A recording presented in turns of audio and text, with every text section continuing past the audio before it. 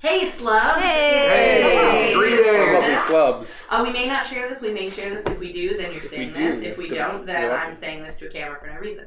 Welcome to session 0 of Curse of Strahdanya. This is the time in which our players meet each other. They get to have a feel for their characters, make sure that it's something they want to play, and everything is copacetic and everyone's happy. So it's going to be a very...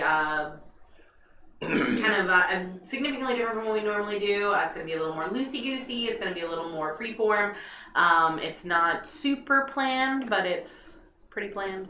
And we will just have a good time. So we're going to laugh. We're going to figure out our characters. And hopefully you'll be along with us. If it wasn't obvious, I'm all the way in on my character.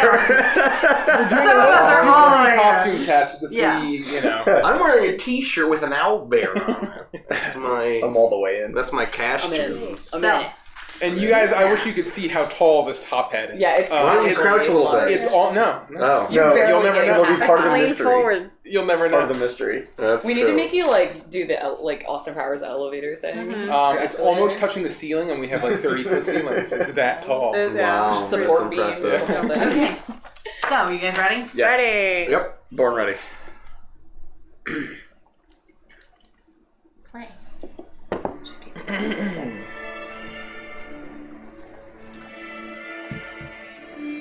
A deep fog rolls through the cobbled streets of a dark and quiet city. Built along the craggy cliffside of Bargus sits the city of... We don't have a name for it yet. I failed. Its dark buildings all lined up in nice little rows, their darkened facades mirroring the inky, overcast skies looming overhead. The sounds of the seagulls pierce through the muggy morning air, thick with the scent of rain and sea. It is on this gloomy street that a figure begins to emerge from the fog, small at first, and then larger still, as a shapely, feminine figure can be seen walking quickly towards the docks. Her dress is modest, and the colors a drab mix of blue, grays, and blacks, all but a single pop of color adorning her body. Prayer beads, interlaced with a crimson satin ribbon, sits at the base of her neck. Her lips are pursed tightly as she darts quickly between the looming row houses lining this quiet street. It is early, too early for prying eyes, but she is running out of time. A tendril of hair falls loose from her expertly styled coif as she quickly darts around the corner between two of the row houses. The windows ever watching, but vacant of human eyes, she tucks her hair neatly back into place before swiftly securing it with a pin. She disappears down a cross street, just as the force of the chilly sea air blasts against her face, her perfectly secured hair not even budging against the force of the wind. She emerges exactly where she meant to. The docks far below her, at any other time of day, would be teeming with life and laughter, but on this early morning, with the sun barely beginning to emerge at the edge of the sea, the docks are serene. The only movement, the ebb and flow of the waves against the wooden posts of the dock. An unknowing onlooker would never think to look for the movement of the galley below. The winding stone staircase that makes its way directly to the dock loops this way and that in its descent toward the sea. It is all but vacant, but for the lone woman. Her eyes occasionally dart about her to check for prying eyes, but her posture never falters. The radiant allure of the sea as it begins to crest over the horizon is enough to entrance even the strongest of men, but she presses on without even a second glance toward the sparkling crystal waters. As she steps out of the swirling fog and into the shadow of this giant vessel, she feels her stomach churn, back and forth as if in time with the gentle rocking of the sea below. As she begins to ascend the sea-worn wooden plank toward the deck of the ship, she sees his hat before she sees him. But she knows in an instant that she has found what she was looking for, who she was looking for. Victoria, would you like to introduce yourself? Oh, to him or to you? No, to the party. Who are you playing? I am playing Victoria Isaacs. I don't really have a whole lot to say. That's fine. Say only what you need to. Okay. Yeah, so I'm a shadow sorcerer. I don't know. I wasn't prepared for that.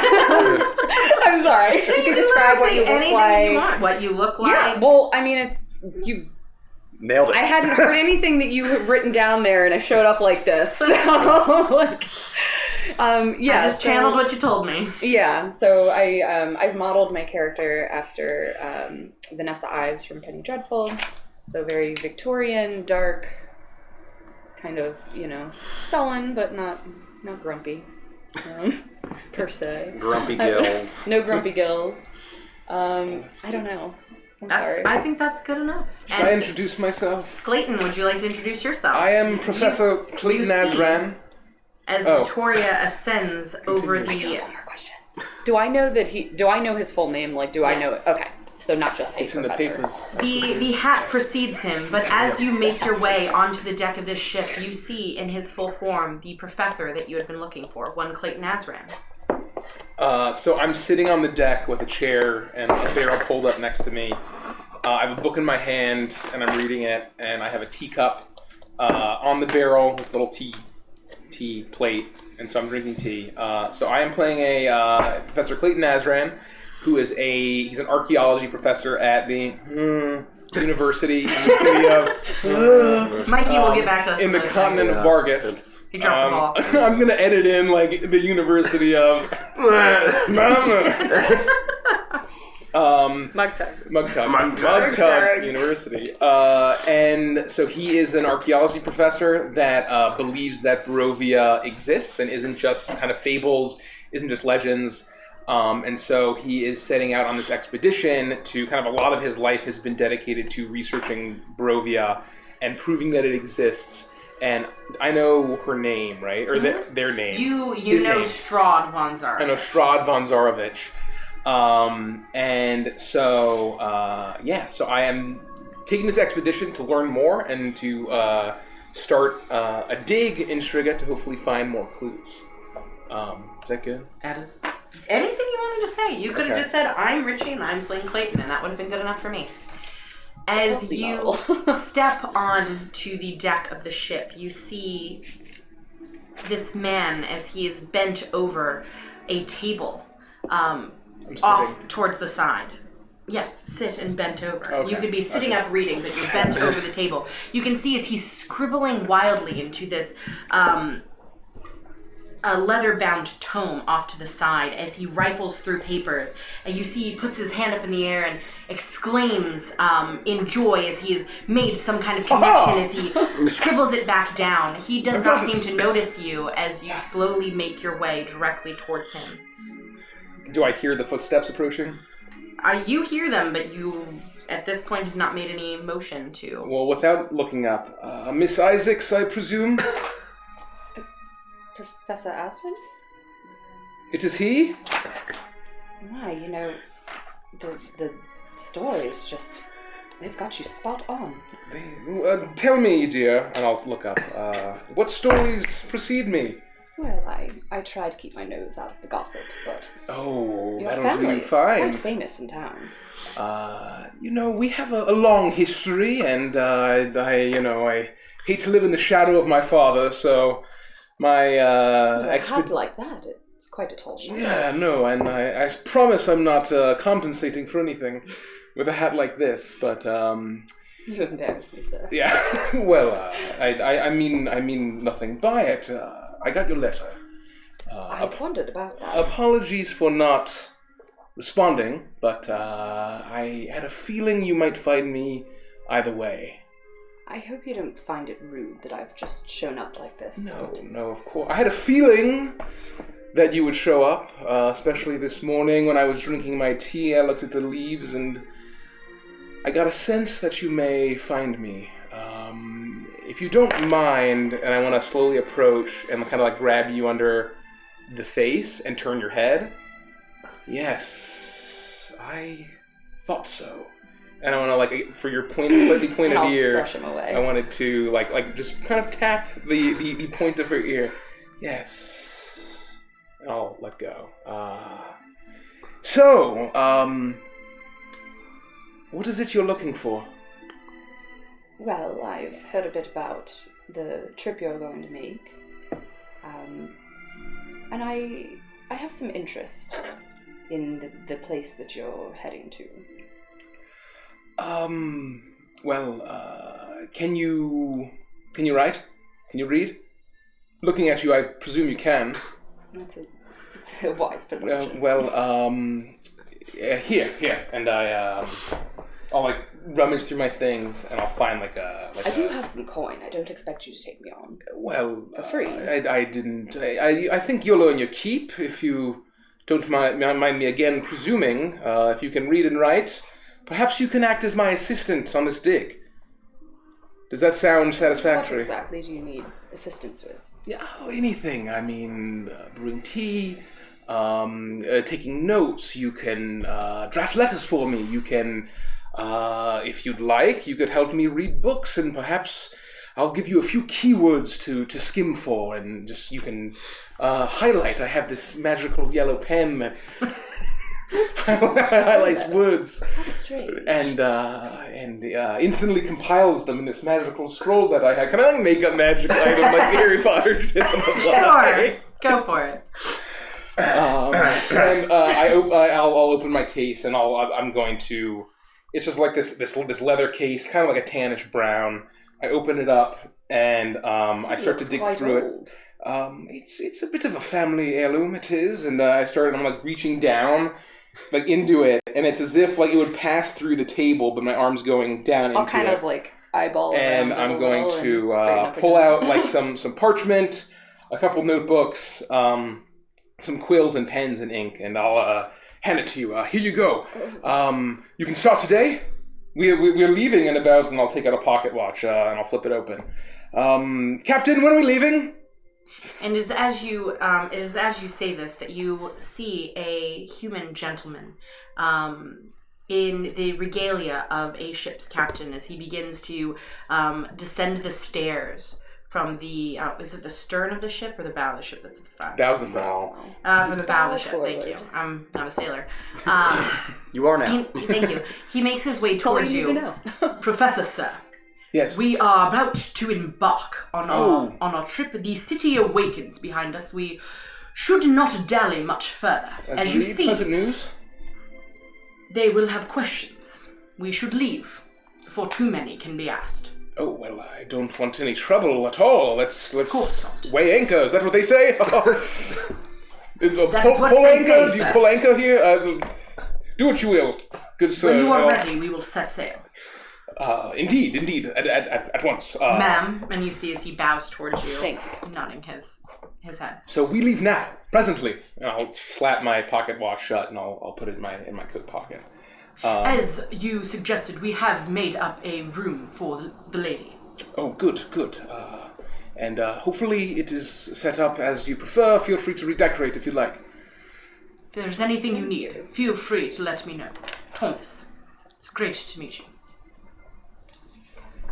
He nods his head at you as he begins to ascend the stairs towards the bow. He calls out to the other ship hands about the vessel, and you begin to see as the sails raise, the wind immediately hits them as they as you see them pull taut against their posts, and you feel alert to the ship. You are familiar with this, having traveled on this vessel before in your expeditions. Victoria, this is unlike anything that you've felt before, but you're able to keep your ground, though you do feel a little pang in your stomach, a bit of seasickness. You were worried about this, and you do have a tincture at your side. You know that the huffing of it will help to calm your stomach should the sea do you no kindness during this journey, as it takes 15, maybe 20 minutes for the ship to begin to prepare.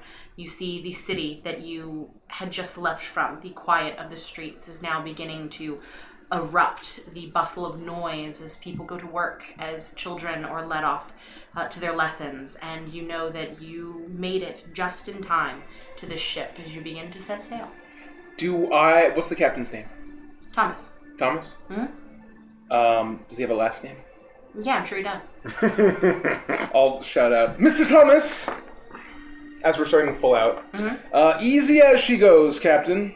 We have a newbie, as they say, aboard.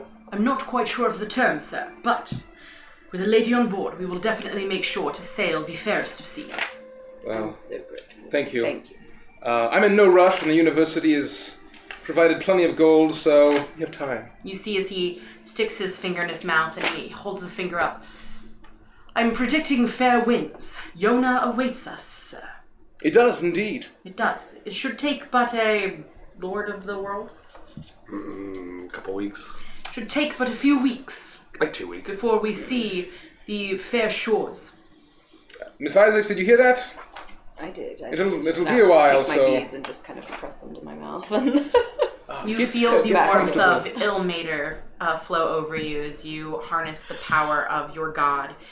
And knowing that you have sinned this day, that lies were told and deceit was left in your wake, but you believe that you have the guidance of your god, and you have a sense of calm wash over you as the sea breeze helps to wash away the flush that's come to your cheeks. Miss Isaacs, or Victoria, can I call you Victoria? if you must. Which do you prefer? Well, we've only just met. All right, Miss Isaac, that's fine. It's entirely proper to be on first name. Well, if you're my assistant, I suppose we'll have to eventually get there, but... That's true. Feel free to go check out your quarters. One of the crewmen can show you down there. And one more thing. If I can assist in any way to help you find what you're looking for, please don't hesitate to ask. You are a puzzling type, and nothing quite satisfies like a puzzle solved. And I'll look down at my journal, and I'll drink my tea, I'll sit back down in my chair, and I'll continue reading as I enjoy the morning air as we set sail. You spend the next 2 weeks aboard this vessel, and it is uncomfortable at first as you are slowly getting to know this strange professor whose demeanor you had only read in books and papers, but as the days pass, there is a gentleness and a kindness to him as you begin to warm up to Professor Azran and him to you as well. The winds are fair and the sea is calm. As day by day passes, your days are spent transcribing things into notebooks, jotting down keywords, and your nights are spent looking through musty, dusty tomes, searching for any clue that can help the professor. He spends the majority of his days sitting atop the deck in the same spot, pondering over puzzles and queries. And it is a peaceful trip. It is around the 13th day that you rise in the morning, and as Professor Azran begins to make his spot aboard the deck of the ship, you look out and you see, just cresting over the horizon, a landmass significantly unlike the homeland of Bargus that you came from, the high cliff walls, the gray stone face. And it's at this point that you look down to the sea and what was the murky gray waters that would splash up against the docks. You're now met by beautiful turquoise blue waters. You look out further and you see the pale, sandy shore of what you know to eventually be Yona. You begin to sail, and it takes you almost a full day before you reach this landmass off to the distance. And as you round a corner, you see a small town, but with docks capable enough to hold your vessel.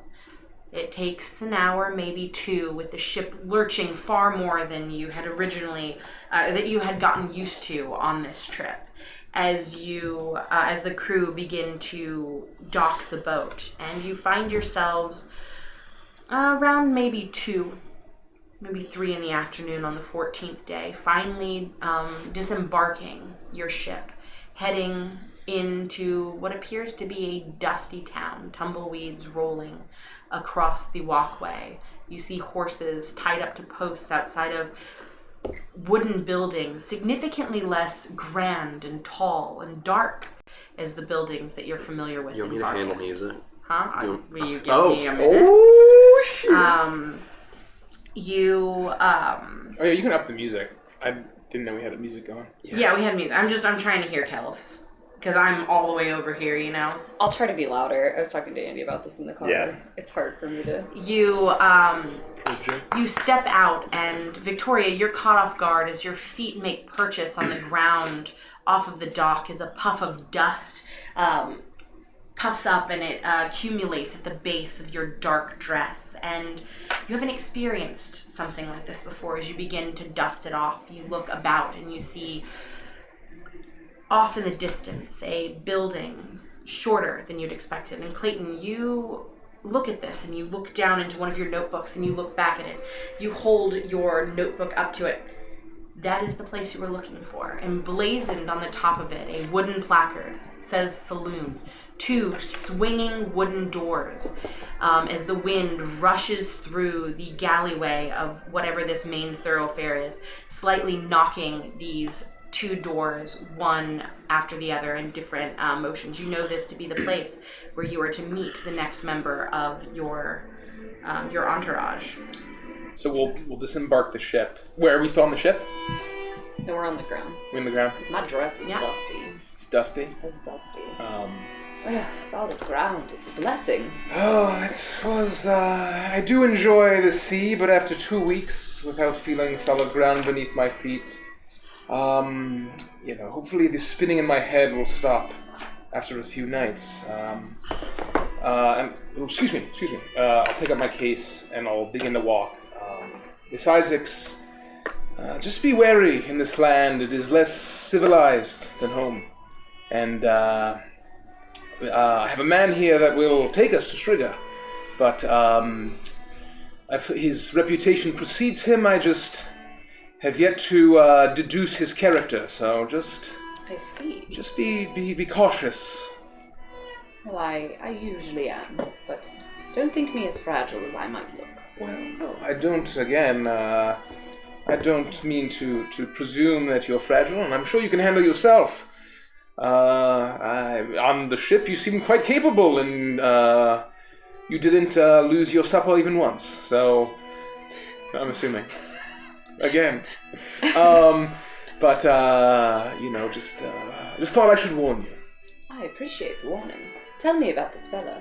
How did you find him?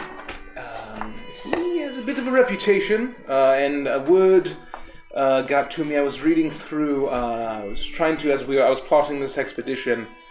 Striga, as you may know, is a very dangerous place, full of horrible monsters. Yes, I've gotten quite a few eyebrows raised when I said where I was going. Yes, beastmen in the woods. There are flying creatures armed with weapons, and they act like humans as us, but they are hostile and have mighty bows, and there are wolves and giants and ettins, all types of horrible creatures, far more dangerous than Vargas. But so I began to plot our course, and in my research I came across a article from a small town in Iona, which we now stand. Or perhaps are we in the port town, or did we travel to some other desert town? You were in a port town, and you had sent word for him to meet you at the port town, as you knew that you would need to make haste back to the ship to set sail for Striga. I found a news clipping from a very small town in the desert of Iona, and I've heard of this protector, they called him. This guardian of this just small town he would slay monsters on the outskirts, and I figured with enough coin, this man may just be the one to guide us to Striga and protect us along the way. So I sent him a letter. Hopefully he met us here at this port, and with the stagecoach that I've arranged, he will hopefully accompany us with enough payment. So follow me, will you? Of course. All right.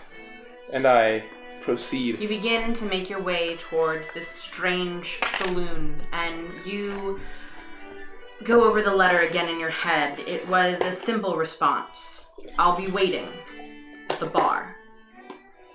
You make your way in. The doors of this saloon move easily. The loud creaking sound pierces over the hushed noise of the saloon at midday. The patrons here are few, but the ones that are here are rowdy enough. You imagine they've been drinking most of the day.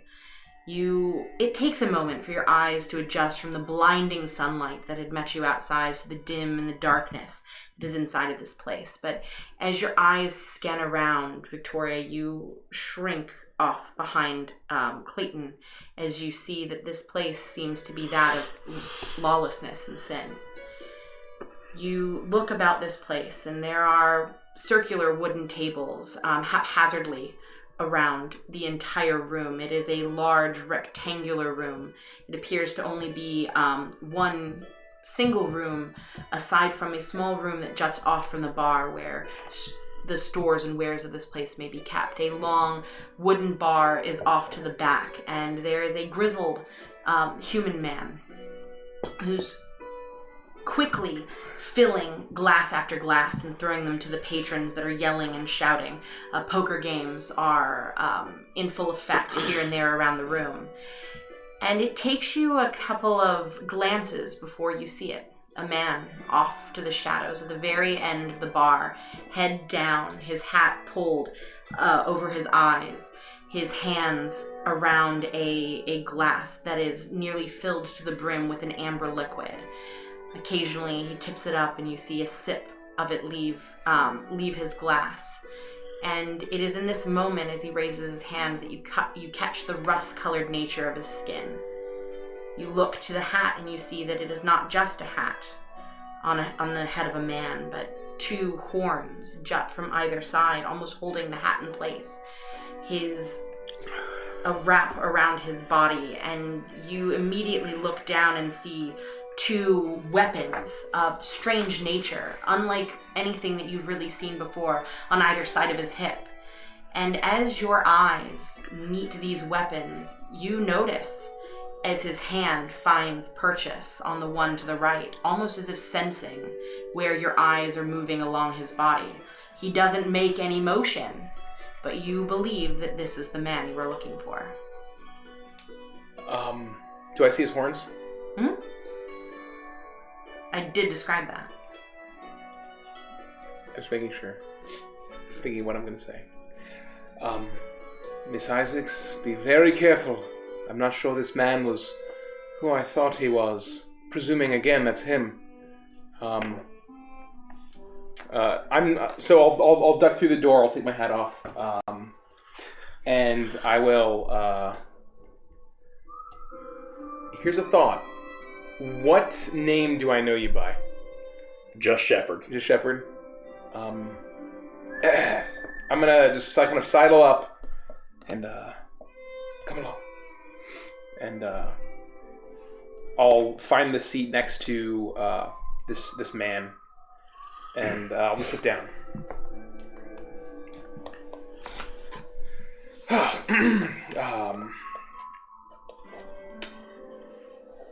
How do you do? I'm all right. How do you do? I'm quite all right.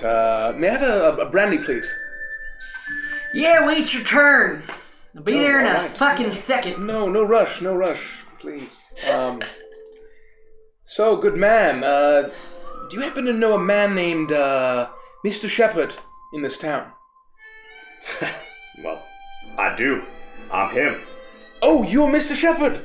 How lucky. The name is Shepherd. Professor Clayton Azran, it's a pleasure to meet you. Ah, you're the professor then. I've been waiting for you. Well, thank you for meeting me, presumably far from your hometown.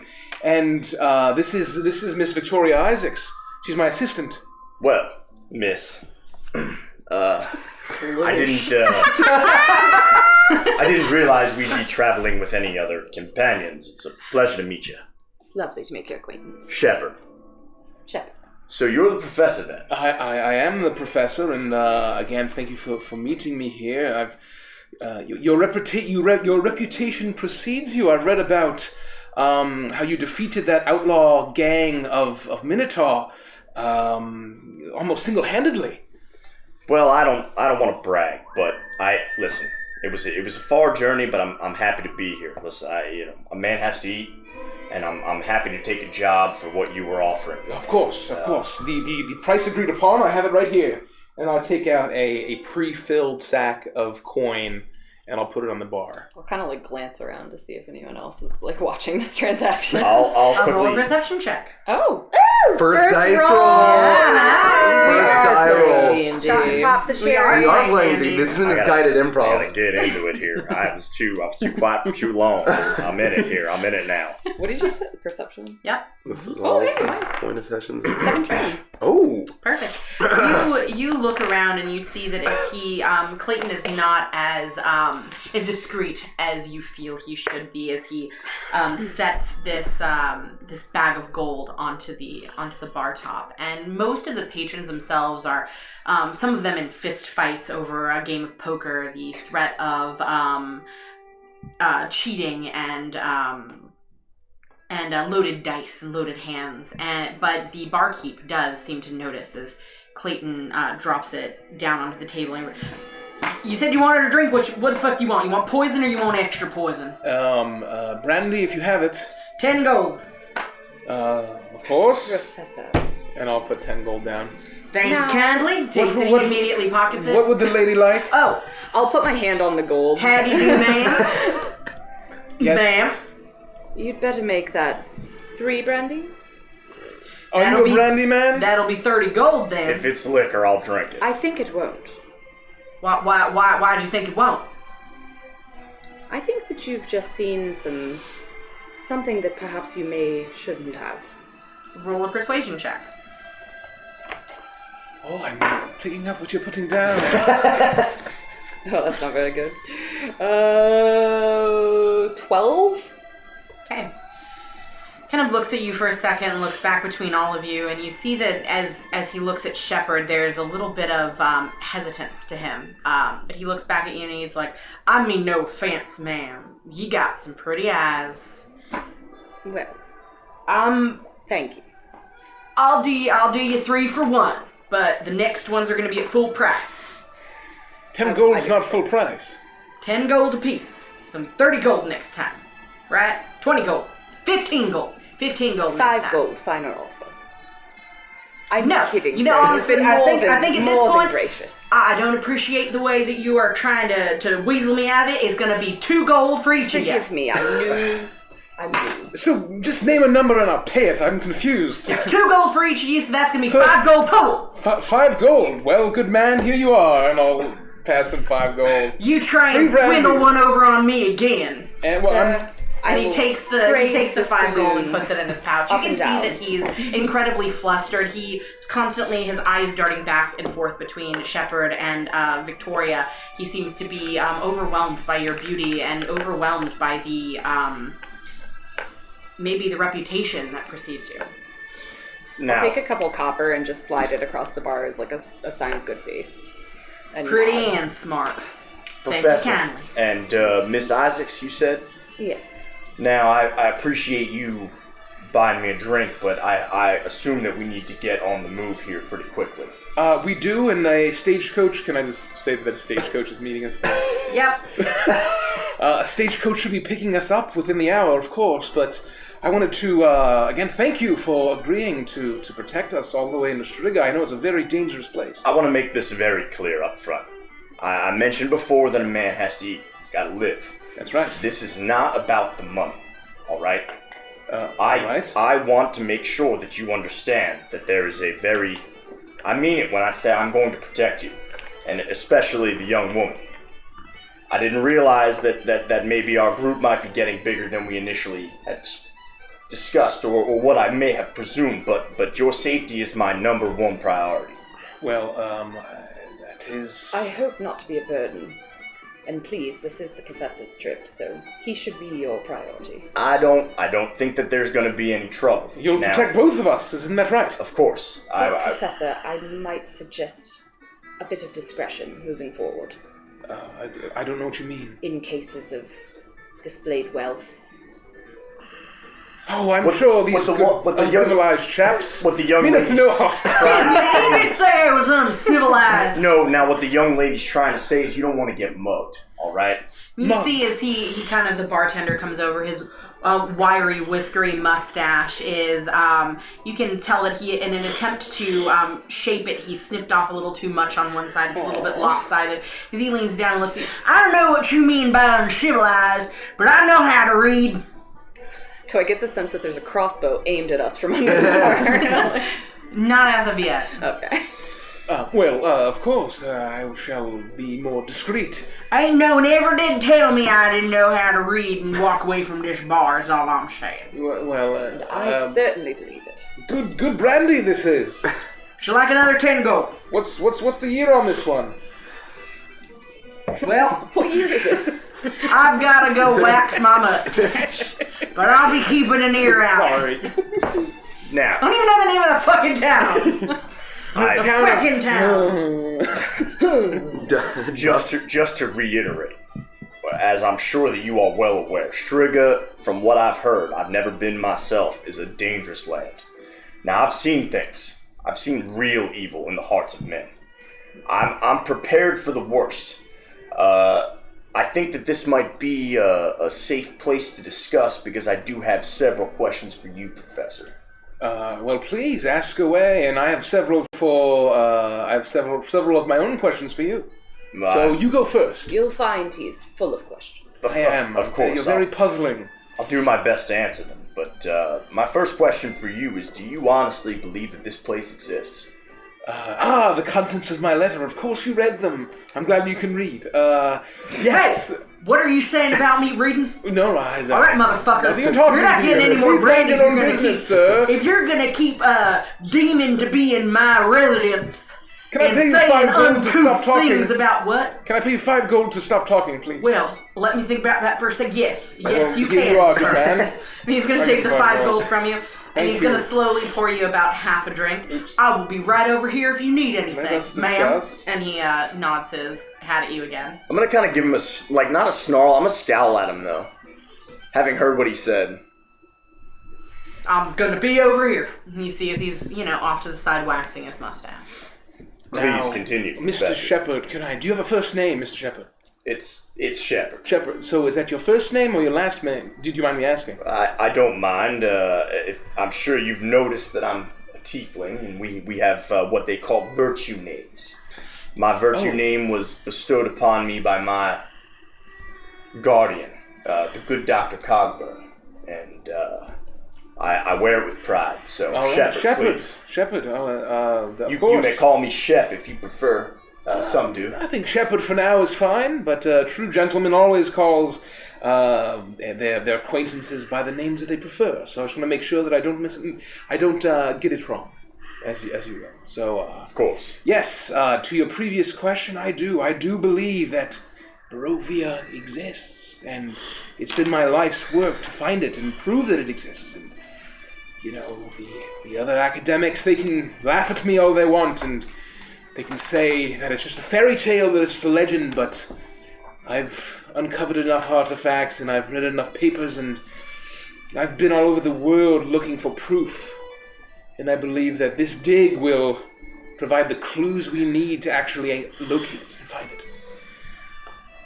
Well, I hope that ultimately you find what you're looking for. I think that I'm very well equipped for whatever we may come up across, but I'm not really expecting too much trouble now. I mean, this is an archaeological type of dig, correct? No, that's right. I mean, you're there just to basically stand guard, and if a wild beast or road agents or thieves happen upon us, you dispatch of them, hopefully quickly and without fuss, and we just move on our way. And once we set up the excavation, you just stand watch. Now, I don't believe, at least, I prepared quite a bit for this expedition, and I didn't want to assume that you knew your way around Striga. So once we arrive in that land, I did arrange a guide that knows the land very well and can hopefully lead us straight to the archaeological site. I wouldn't expect it any other way. Of course, like I mentioned, I've never been to Striga, but as long as I'm watching over you, I can promise you'll be safe. Well, that gives me great solace. And me. I did have a question, though. Please, by all means. If you don't mind, and I want to kind of feel the horns. These are real. These are attached to your head. I would appreciate it if you didn't touch them. Well, of course. You'll find he does this. Take off my handkerchief and I'll try to rub it off. No, and touch it and it's rub all my right. hands It's all and right. Put it back. I read in the article when I learned of your existence that they called you the Devil of the Plains, but I didn't think it would be so literal. You are. People can be judgmental, and I don't particularly care for or don't care for that nickname, but I have heard it. Well, don't worry with us. We won't judge you at all. Your abilities and capabilities are all that we're paying you for. So, however you look and however you are, we're welcome for your company. I appreciate it, Professor, and of course, Miss Isaacs. People can be cruel, but you won't find that from us. Thank you. That's right. We are very kind. We are from a land that great value is placed in being a true lady or gentleman. So, we appreciate that you're willing to join us on this expedition. And again, the university has extra funds set aside if this dig ends up lasting longer than anticipated. I appreciate that. Thank you. And it is with that you... That's our stagecoach! You talk for a bit more. You have a few more drinks. It seems that the look that Shepard gave the barkeep kept him on his toes enough that he began to pour and refill your glasses without the request for gold. And there was a shiver of relief that you see rush over him as you eventually pick yourselves up and make your way out to the dusty road in front of the saloon.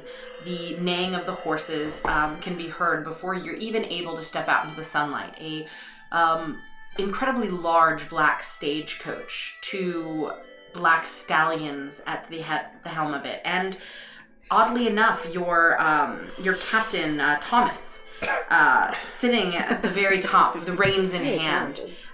He, with the use of the other sailors, was able to stow away all of your possessions and belongings as he helps you into the stagecoach, and you begin to make your way across the dusty lands of Iona. How long does it take to get from Iona to Striga? Depends on if you take land or sea. They said stagecoach, so we're going land. We're taking the land, of course.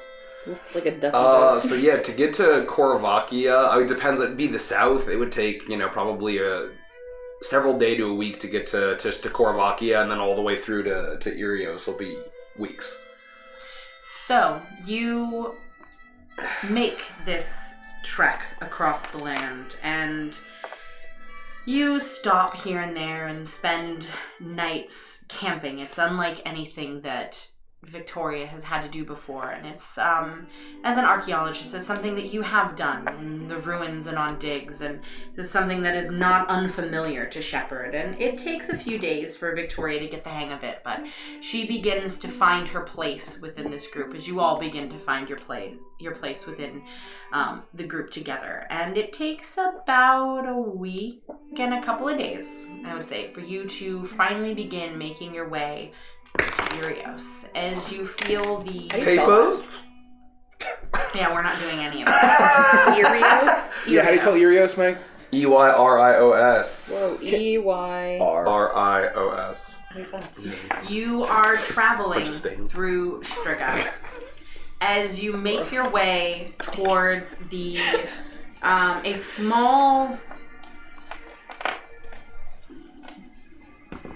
a small lodging, or what would you call your small enclave beneath the boughs of the Irios, where you know the next member of your party to be waiting for you. You sent word, Professor Azran, and you knew that it was difficult to find someone willing and someone familiar enough with the area that would take you to these ruins. But with the proper research, and of course you had done that, you were able to find exactly who you needed. His name was Sarnax, and you knew him to be some type of devout or pious man, but aside from that, you were not quite sure more about him. As you make your way beneath the boughs of the Irios, it is dark. You'd been dropped off maybe a day before, the stagecoach no longer able to travel this deep into the thicket of woods, as you have been traveling for about a day on foot. It is dark, and the sounds are foreign to you. But you're finally able to see as the sun slowly sets beneath the tree line and darkness fully descends upon you, the flickering lights of what appear to be many lanterns off in the distance, moving this way and that. And you believe that you've slowly reached this place. You make your way out of the outcropping. I'll let Mikey explain his home and everything that's there because he didn't tell me, so. I would say I'd probably approach through the forest before they get there. Sure, go for it. You get to put your DM hat on for a little bit since I don't know enough about all this. Well, so this is right. We would. So I think that we would have met him. Let Mikey tell it. Yeah, you tell me where we would have met you. Sure. Should I stand up? No, I'm kidding. Do you need me to get you your ironing board? Yeah, let's rock and roll. So you would have made your way through the enormous forest, trees taller than anything you would have encountered in Vargast. And you can see as you remember that constant recommendation, warning, command, stay in the thicket, stay out of sight. You see the massive tree-topped cities, walkways connecting them built around the trees, the lights flickering from above, the flapping of wings constantly above you. However, your focus is not up there, it is down to the ground. You make your way through the forest, and eventually you get to the meeting point. A large, ancient stone, symbol carved into it, looks like a reptilian eye bathed in flame, worn away. This is the place. Are you sure, Professor? Thanks, Mike. Matches this. That's okay. I'm just like, I realize as we get here, I have it written down, but then they meet Sarnax, and I'm like, he never told me anything about where he's from. I apologize. Can you do what was this? It was a reptilian eye.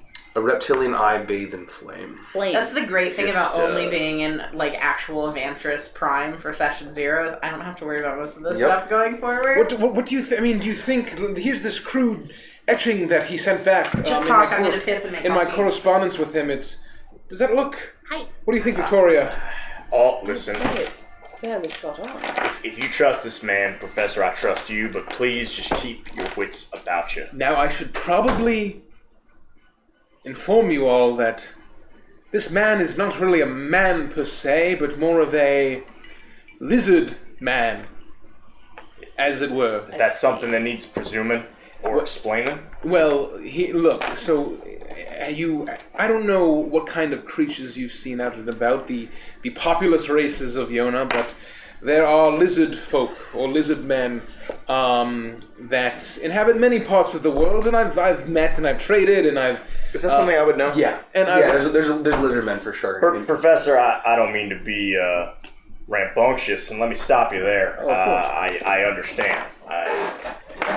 Let me just say, being as I am, there isn't much that really surprises me anymore. Well, the thing that I wanted to mention is he is a lizard man, but he is a member of a very... What would I know? Would I know that you're like... Would you have sent me a Garrick's pamphlet? You would Spreading a good word. You would know Do you have a that second to talk about it? I'm of a religious order, a devout religious order that works in the shadows, and there is a political nature to it that has afforded me the knowledge of moving around undetected by the sentries in the treetops above.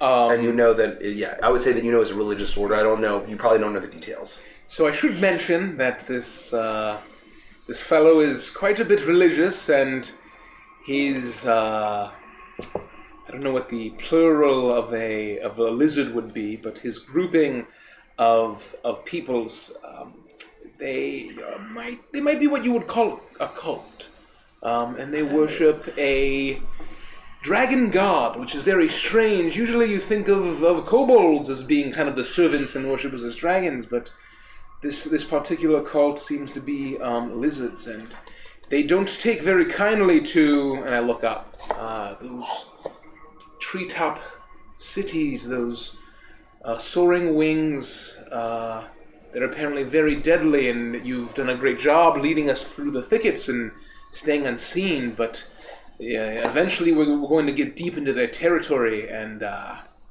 my understanding of the rulers of Irios is that they hate outsiders and they hate ground dwellers, and they wouldn't hesitate to overwhelm us with forces, with armies, and kill us instantly. So our goal is to avoid that by paying this man that will meet us right here at the stone. You last thing I'll say, you mentioned Cole. Are you sure we can trust this individual? Well, I don't judge the man. I don't mean to imply that the cult is bad. I just mean he couldn't go 2 sentences without mentioning his god and his hatred for the Irios government. I've had some unfortunate run-ins with particular religious individuals, and I don't blame the individuals. I blame the evil word that they tend to follow. And as long as you trust this man, then I'll trust him as well. Because again, the individual is okay by me if he's all right by you. Well, in my experience, I believe that I'm not paying him to tell us about his god or to have him push his religion on us. So if he starts to do that, just politely nod, because a true gentleman listens and nods. But I wouldn't feel pressured to humor him. We won't be paying this man to praise the word of Garrix. He'll simply be a guide through these lands. All right, Professor. Do you have anything to say, Victoria? Can I call you Victoria? Has a month or two been enough? But we are now on a first name basis. You can call me Clayton, of course. Professor. Professor, that's fine as well. Victoria. Sure, whatever you want to, man. Or Miss Isaacs. No, I'm literally just talking until... I'm the DM hat. Until we, Mine is certainly not to judge others. Yes, and she's what a he religious... worships is his own choice. You may have heard her muttering prayers under her breath in the stagecoach. Would you have... Would it have been like... would I have observed... It would have been discreet, but... Discreet. I'm not hidden. Okay. I'm pretty perceptive. Are your prayer beads, like, visible? I would say that I don't know if Nikki cares about this. I would say that they're more, like, wrapped in my hand rather than worn. But I can see... It's like you see a rosary in the car, you know that they're, like, a Catholic person, right? It's kind of like... You're not hiding it, right? You're like I'm not hiding it, but, it's just normally wrapped in my hand. Miss Isaacs, I'm with you. I'm not judging. I don't judge. Trust me, I've been on the wrong end of judgment more often than not. I just want to, and again, I trust you and I trust the professor explicitly after the things that we've been through over the last week or so, couple weeks. Yes. This, as we've mentioned, this is a dangerous land, so just be aware. Yes, I must say, and I forgot to mention at the time, but I was very impressed when you single-handedly defeated that pack of direwolves that attacked our stagecoach. Nearly took our both stallions. I've never seen a pack of direwolves before, but I trust the good doctor to give me what I need to protect you and protect myself. So did the good doctor, he gave you those weapons of yours? I've never seen anything like it. They're tools that he made and invented himself. He's a very brilliant man. Taught me everything I know, how to ride, how to shoot. Well, and I can only hope that I do his name good by being out here and ultimately returning home with something that I might be able to repay him with. Well, he seems like a very skilled tinkerer and artificer, presumably, given the magic nature of those weapons. Correct, Professor. It's at this point. I was like, well, as the DM, this is when I jump in, so Mike's going to. It's at this point where you see very, not too far off into the forest, you see a glowing light flickering as it gets brighter and brighter, larger and larger, as it gets closer and closer. Get down and stay low. We don't know what we're dealing with here. And as it approaches, it emerges from the thicket. You see that it's a light illuminating from a lantern that is held by a silhouette, a hooded figure. And you see that this lantern seems to be fastened from bone. It's skull-shaped, almost draconic. As you see, the hand gripping it is green and scaled. And as the creature approaches, the figure approaches, the hood is pulled off by another scaled hand. You see a lizard folk. Bright yellow eyes with vertical red slits. A brighter green frill going down the head, around down into the cloak, a long tail extending. You see that wearing very simple, earthy tinted robes, a simple sash tying it together. In the hilt, a very strange looking jagged natural dagger. It's hard to see in this light. However, the lantern raises up and illuminates all of you. And it also illuminates the face of this lizard folk as the yellow eyes meet you, Professor Azran, and you see a flash of white as sharp teeth reveal a smile. You must be the professor. Are you Sarnax of the Edelwood? Yes, I am Sarnax of the Edelwood. Welcome to my forest. This is your forest.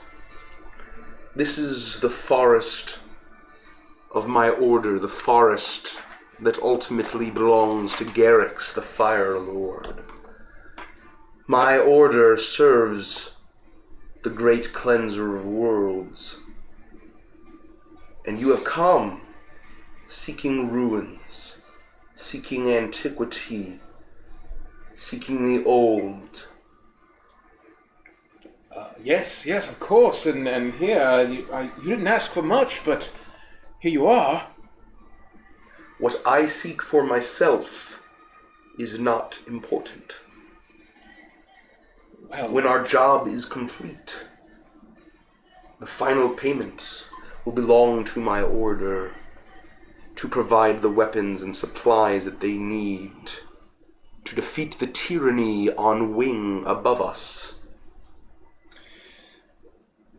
Well, Professor, it's I don't want to be presumptuous here, but are you sure about this? It's not too late to change your mind.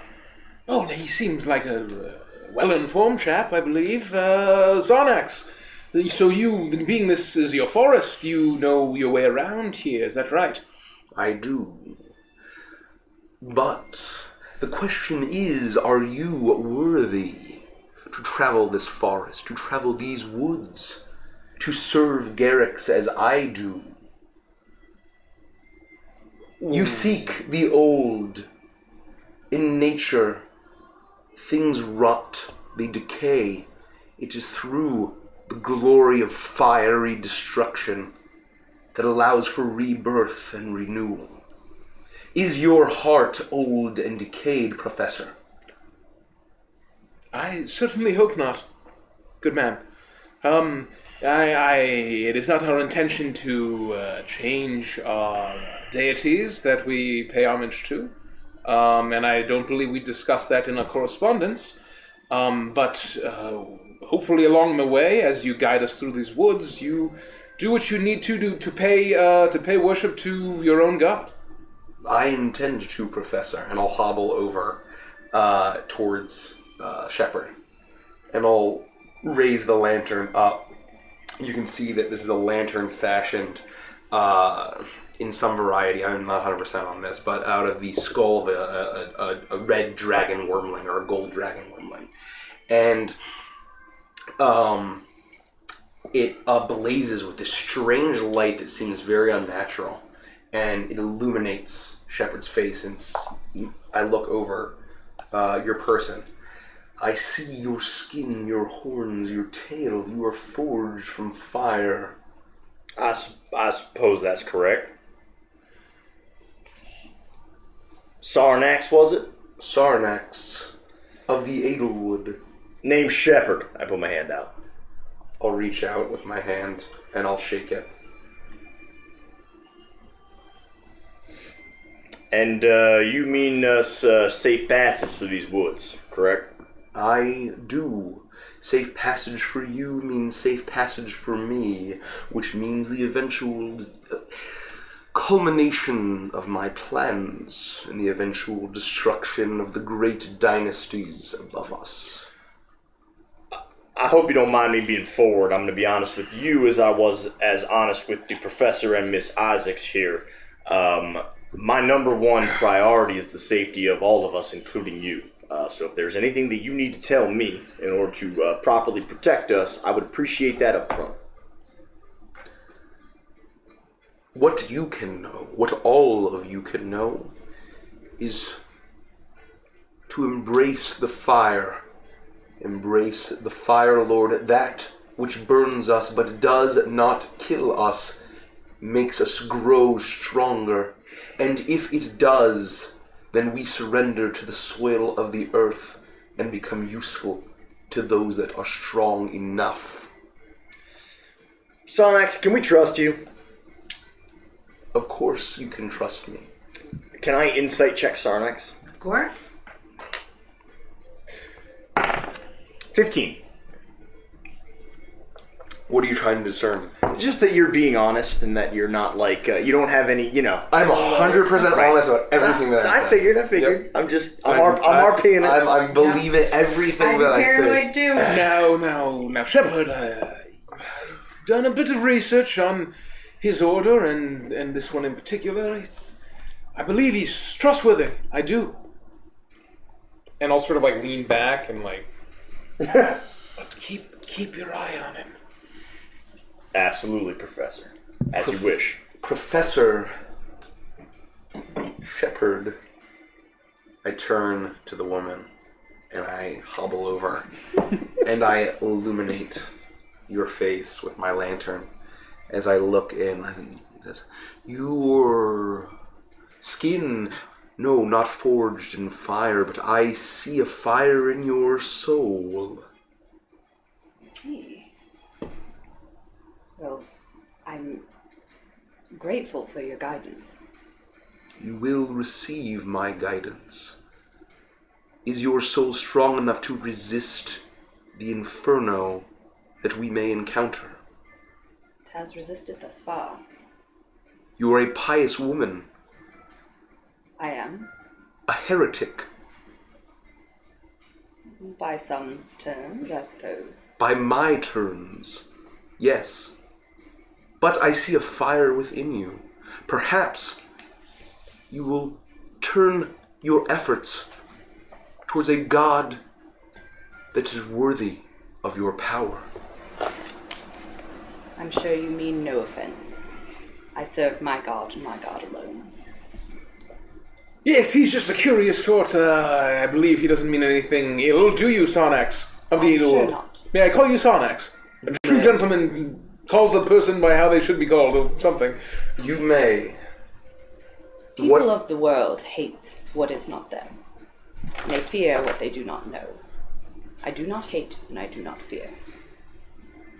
Hate and fear are powerful tools. Perhaps we will all use them in time. What may I call you? My name is Victoria Isaacs. You may call her Miss Isaacs. Thank you, Professor. I lower my lantern and I nod. And my eyes will kind of linger on not on her body, but on the prayer beats. They kind of linger. They linger on the prayer beats. Your eyes get really big and shoot out of your head. I bang on the table. I'll turn around and you'll see through on my left arm there is a strange buckler of sorts along my forearm that is seem to be fastened out of this strange black wood, and there seems to be holes that almost look eerily like a wailing face. And I, without a word, I turn and I raise my lantern, and am I allowed to control without doing anything, it switches from its surrounding glow to a conal light, like a hooded lantern, or bullseye lantern, and illuminates the path ahead of us. You seek the old professor. You seek the ruins. You should consider yourself lucky I did not burn it all away and plant my Edelwood seeds. Let us go. Of course, please do lead the way. And I will It is guide the with party. that you begin to make your way through the thicket of trees, and it takes you a few hours before you finally reach the ruins. It is deep at night at this point, and you know that it would be a fool's errand to attempt to begin your excavation so late in the evening as you all begin to set up camp.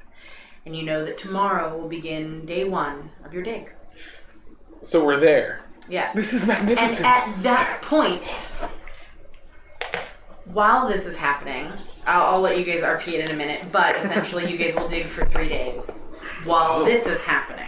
Oh yeah, let's do a meanwhile. I love meanwhiles. Meanwhile, it has been years since a lonely woman began her trek across the lands of Avantris in the hope for answers.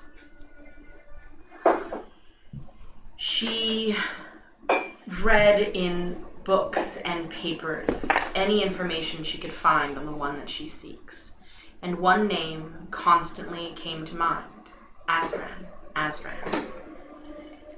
She made her way to Bargist and found the university in which the man taught, but was unfortunately met with the sad news that he had left a mere week prior on an excavation to Strigga. So she began her journey again, alone, as always, but with strong resolve that she was on the right path. She made her way into Strigga, but the trail was cold by the time she reached its frosty shores, and she began to travel from town to town looking for any information that she could find.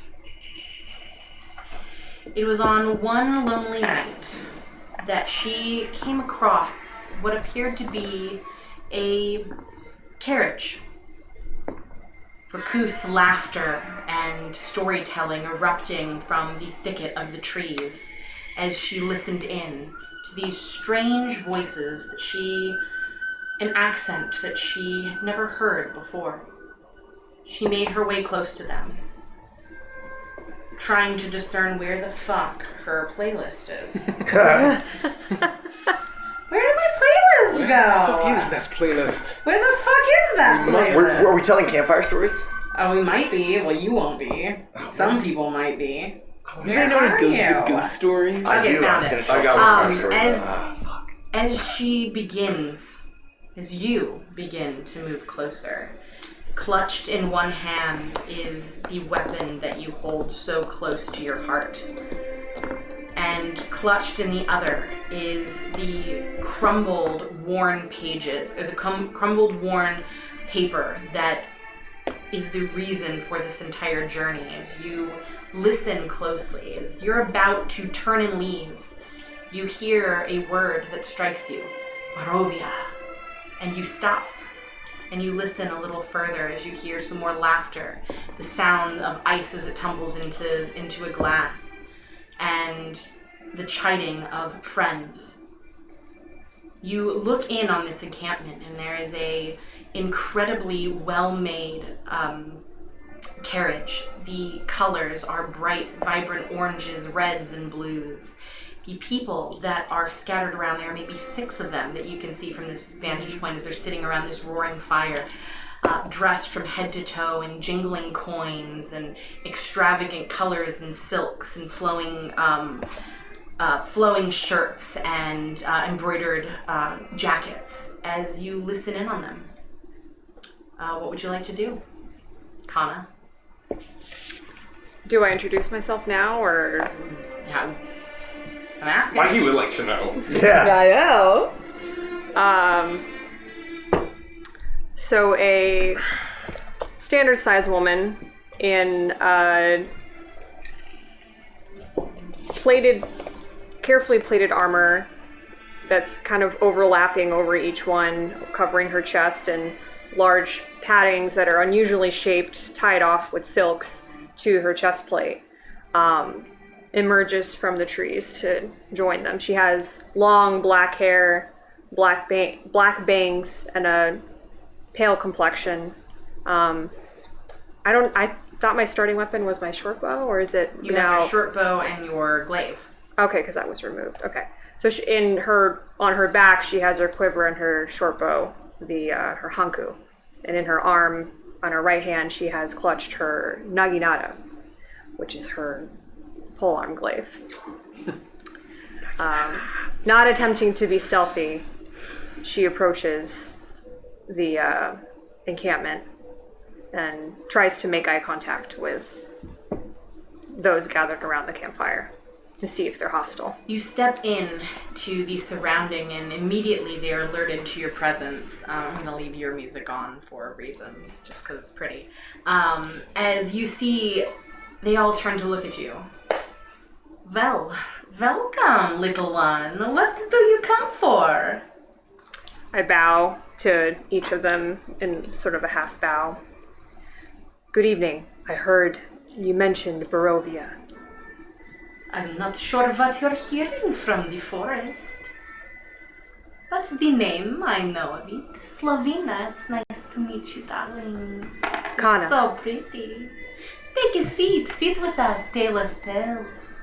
Thank you. I would be Where eager do you to come hear. from? I have traveled far from the lands of Oh, Inari. you must be tired. Eat. Drink with us. Spend the night. Your hospitality is... I appreciate your hospitality. I am very tired, but I am most eager to hear about your tales of Barovia. Well, you tell us a story and we will tell you one, yes? If that is the exchange, what kind of story would you like to hear? Something that will make me smile or laugh or cry. You see as she looks at you, and there's almost a look about her, almost a knowing look. Well, I do have quite a tale that would make you cry. I've wept many nights over it. So I will tell you that, and maybe you can provide me with more information on my mission. Well, I will not make any promises, but we will see. You see as all of them begin to lean in and look at you. A plate of food has been pushed onto your lap. A wooden goblet has been pushed into one of your hands. It seems to be brimming with this dark red wine. The pungent smell of it is actually delicious to you, but you make no move to eat or drink as you begin to tell your tale. I kneel on the ground and sit back on my feet, and I have my sword laying in my lap. Holding the beverage in my hand, I set it down and pick up the food instead, and I stare into the bowl longingly, with sadness in my eyes. I am looking and I had been looking and am still looking for my master, Jinteki. He has been missing from my village for many moons now. I have been on this journey for, it feels like years. He had gone missing with no word as to where he was going. My village began spreading rumors that I was the one that slayed him. Oh, but you weren't, were you, little one? No, It wasn't you, I can tell. You have innocence all over your face. he has been my master's as long as I can remember. He has trained me in the martial arts almost like another parent. Oh no, the loss of a loved one can be so hard. It is very difficult. His name, you say? Master Jinteki. And you see as she kind of looks from side to side around the other humans around her. He is not lost or missing. He is dead. But I think you know this. When you speak of him, you don't speak of a man who lives in a mission to get him back. You look like you seek a man who is probably lost forever, and you are looking for a way to unbind yourself from him. I have felt a separation for very long now that I'm choosing not to accept until I see him dead in my hands. Well, that will be very difficult, little one. But you wanted answers. We wanted a story. I did not shed a tear, but I do feel sadness in my heart for you. I didn't quite get to the sad part yet. Oh, the death of your friend was not a sad part. That was sad, but what is sadder is my exile from my village, my separation from my mother, my father, the disgrace upon my family name. You thought you lost one, but the loss of the one loses them all. I am a guardian of that city. My duty is to protect it from the local hobgoblin invasion. The raiders, the scouts, die by my blade. And I fear... They are weak without you. They are defenseless. And your family suffers because you cannot join them. That is sad. I am hoping that I can find answers about my master and bring proof back to my village and restore the honor of my family's name, Soyokaze. Well, it is not a name that I would deem to try to pronounce. But I will say that with a fiery spirit like that, you may do exactly what you plan to. I can only hope. Do you know who you seek? For we do. And you see as they all look around and lock eyes. I pull out the piece of paper found in my master's quarters, the burnt off, singed part with the emblem on it. And She I hand takes it to her. from you quickly, and you see she rummages around in her pack, and she holds something over the fire for a second before she puts a seal directly beneath the half-melted one. The symbol that you've only been able to see a portion of is now full on the sheet in front of you. The Countess, she knows of you. Countess who? You will find out more tomorrow. There is a man deep in the woods. He seeks more than he should. And if you are looking for more answers for the body of your master, you may want to find him. A Professor Azran digs at the ruins, digs in places we Vistani do not want him to be. You should guard him. He will need it, and he will lead you to what you seek. She waits for you, little one. How does she know my name? I didn't say she did. But she knows of me. She killed your master, child. You think that he died without speaking your name. Head to the east. About a day's travel, maybe two, if you find luck is not on your side. You will come upon the ruins and the professor and his crew. They will help you if you help them. Very well. How do you know all this information? My homeland is the land of the one you seek. And what land is that? Barovia? Why do you ask questions you already know the answer to? I am looking for many answers, and want to make sure I'm getting the right ones. Well, sometimes you need to follow your heart.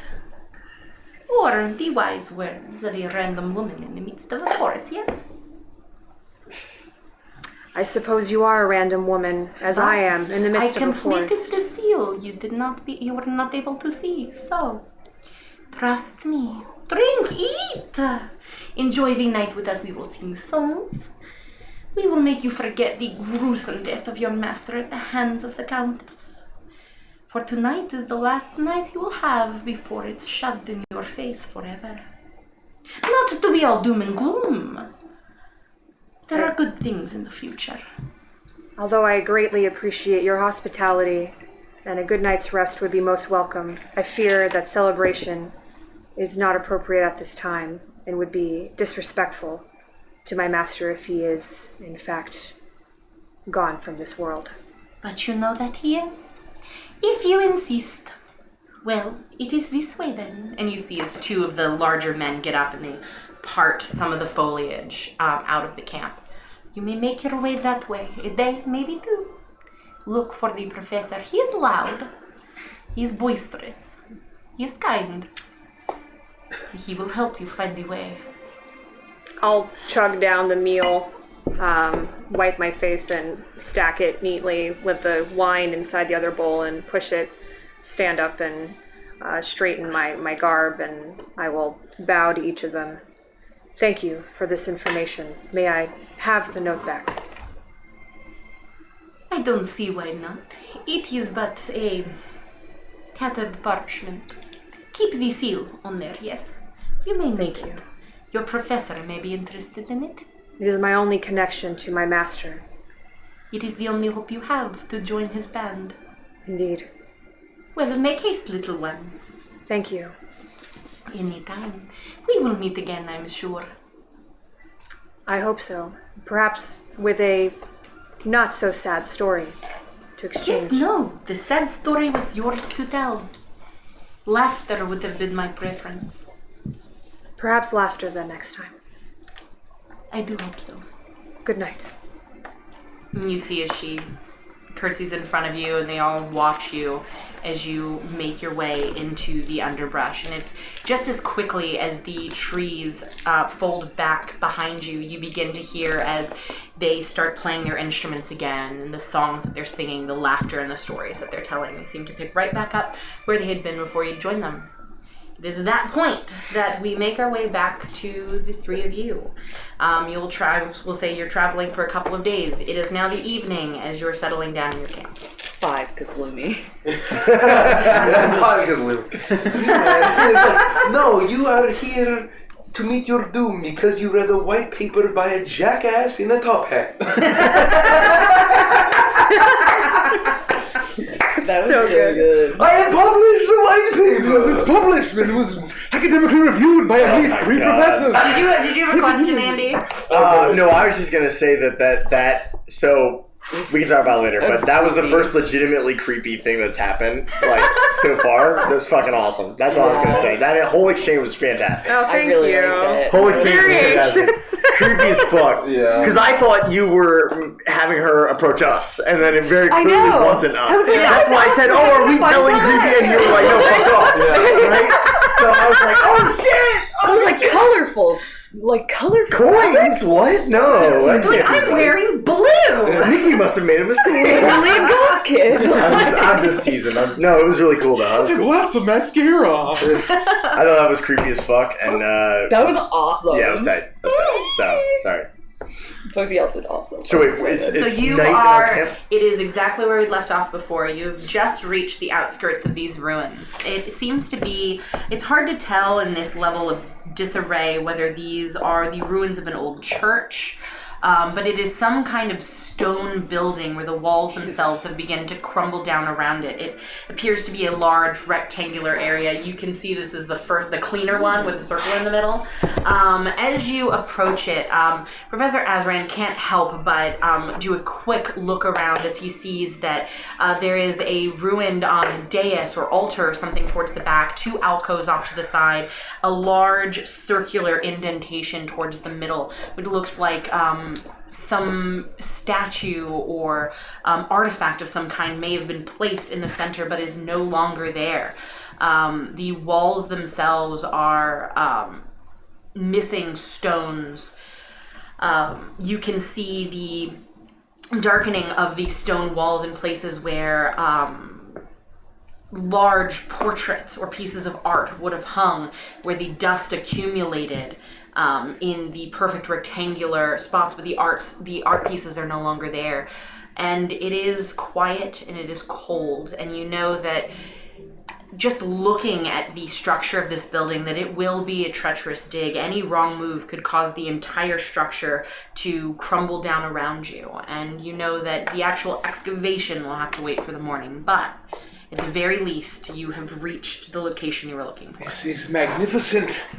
This is a church, Sarnax. Do you know anything about this place? I know it is ancient, heretical, built. What do I know about this place? Basically just that. You don't really come here. You knew of its location, but you know that it's been here for as long as you could remember. You know that the Vistani in the area like to tell horrible stories about it, about undead and things, ghosts that haunt this place. And you, having been here a few times, have never been inside of the place, and you have never seen anything of that nature, but it's got a creepy feel to it. It is a relic of ages past, of the horrible dark connection to shadow that this land contains. Well, it's magnificent. It's clearly human make. The overgrowth, the decay disgusts me. It's remarkably well preserved, given all that. I mean, it's mostly standing. We shall start to excavate in the morning, but Victoria, can you take the west side of the building? I'll take the east, and please sketch with me. Now, Professor, I can tell that you're very excited here. And yes, of course. All I ask is that both of you be aware of what's going on around you. Don't get too involved in anything that might cause you harm. All right? Well, that's what we're paying you for, right? You keep watch. Of course I will. But if you see anything, you holler and I'll come running. Absolutely. No. I will. We must make sure to be as careful as we can. Don't get too far. My eyes are always open, but I appreciate a second set. That's right. You will be our second set of eyes. Sarnax, don't get too far from me, please. I will not shepherd, and I will make us a campfire. And I am going to walk alongside, far enough away, where I'd imagine we make camp. And I'll look around, and I would like to find, like, maybe a singular flower that's, like, totally overgrown with, like, overgrowth. Sure, that's easy enough. And I'll lean down, and I'll grab the flower, and I will run my scaled fingers over it and say, so beautiful, overgrown by moss, lichen, weeds, tragic. And I'm going to sacred flame the whole thing. And a fire will erupt, and I will gaze into it. And I will say, Garrix, Fire Lord, grant me the power to destroy, as I say in prayer. And a fire is made. Campfire is made. How far would you have walked away from me before you did that? I'm unfortunately very serious. Not too far. I went probably. So I'd have heard all of this. I'm keeping an eye on you. I am not whispering this at all. Okay, you would have heard me 100%. I was going to roll. Okay, I was going to have you roll perception, but So I apologize.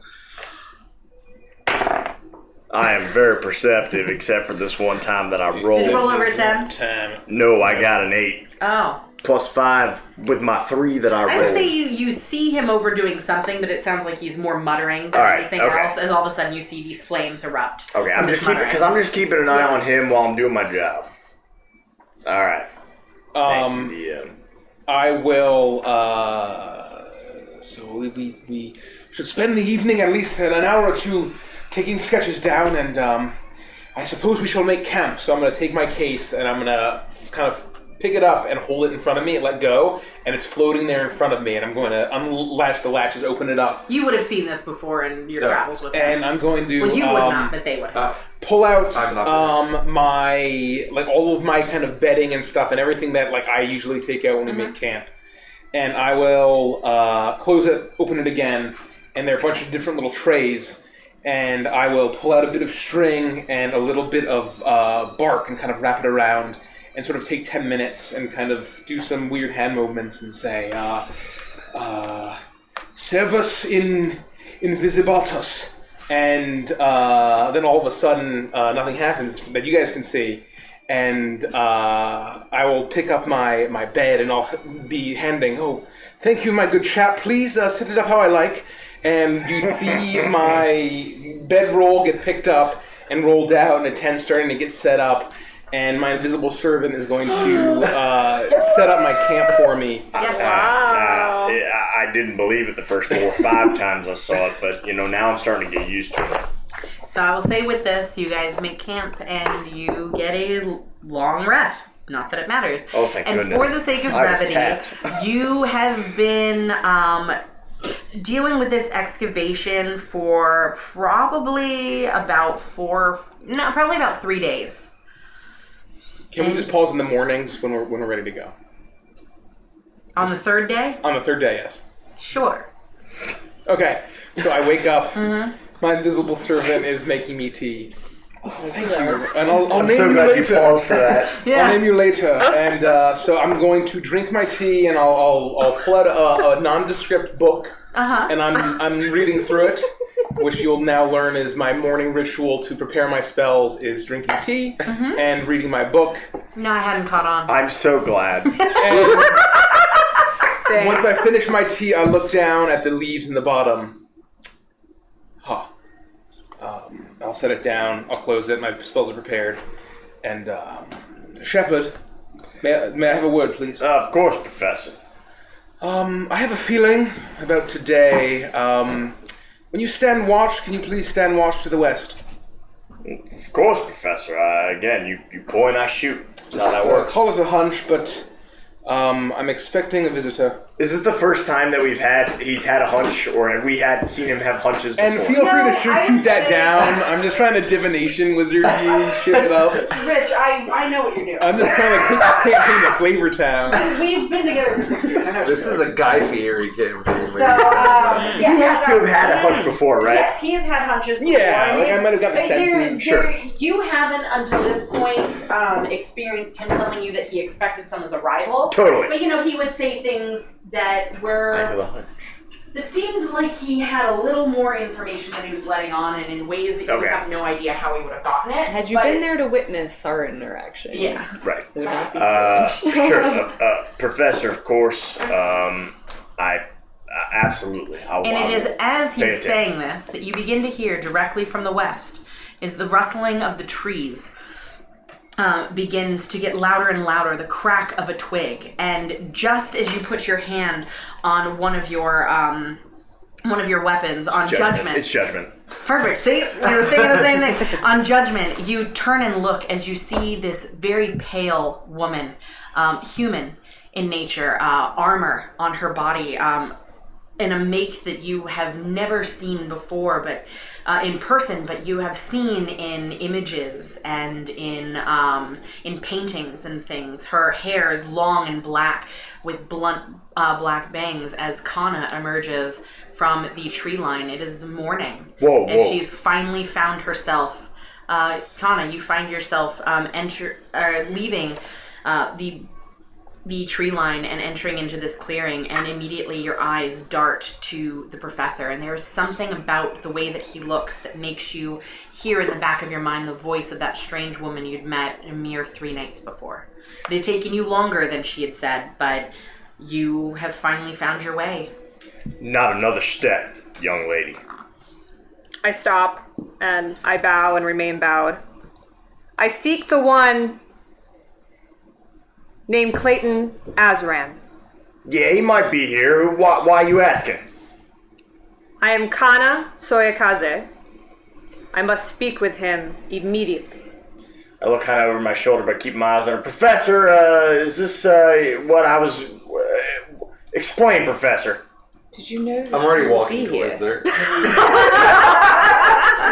This is not gonna be great. I'll like get up and I'm prestidigitating, like clean some stone. Sarnax, no!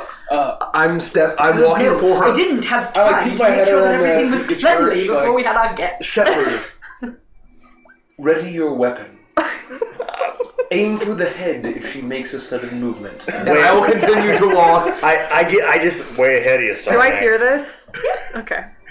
And even though it's the daytime, I But don't I would say move. you would know, being a samurai, that like you've kind of come upon people who seem to be kind of nervous, and so I'd say you'd be Professor? calm and collected enough that you'd be like, Yes, whatever. yes. Hold on, I can hold hold on. my own. We might not have time, Professor. All right. And I'm gonna get up and put on my jacket. Makes another a pot of tea. I'm gonna go to my campfire. Sarnax! Professor, I please! need my possessions. Give me a minute, please. And I will approach, but I mean not before Sarnax gets there. If he And gets so- close enough, I will bow to Stop him. quitting. Stop quitting. even though it is daytime, it's morning, I still have a lantern that is lit, and its magical glow that is radiating around it. You do? I will then shift it, and it'll bathe your figure, and I will peer with I will my blink. my piercing eyes. Greetings, lizard creature. Have I seen lizard folk in Ari? Okay. A fiery will. You come for the professor. I do. If you have come to kill him, I regret to inform you you will not succeed. I would have killed him already if I had came to kill him. I am here to protect him. That is unlikely, as the two of us are paid to do the same.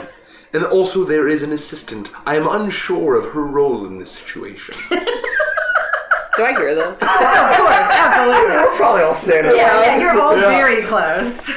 And at the time you were sitting at the same area where Clayton had previously been drinking his tea. You had a tea that he had made for you in the morning. It's now his ritual that he makes one for both of you as he pushes books in front of you, and you now have this. This entire ritual or habit kind of laid out. He'll push a book towards you, and he'll just say a word, and oh, that's the one. And so you've been scribbling in this book, looking for the things. And as he says this, you kind of look up and around. You sip your tea, but you begin to focus more on the conversation at hand. Yes, I'm here. As I begin to discern her, I would like to discern whether or not I believe her. Roll an insight check.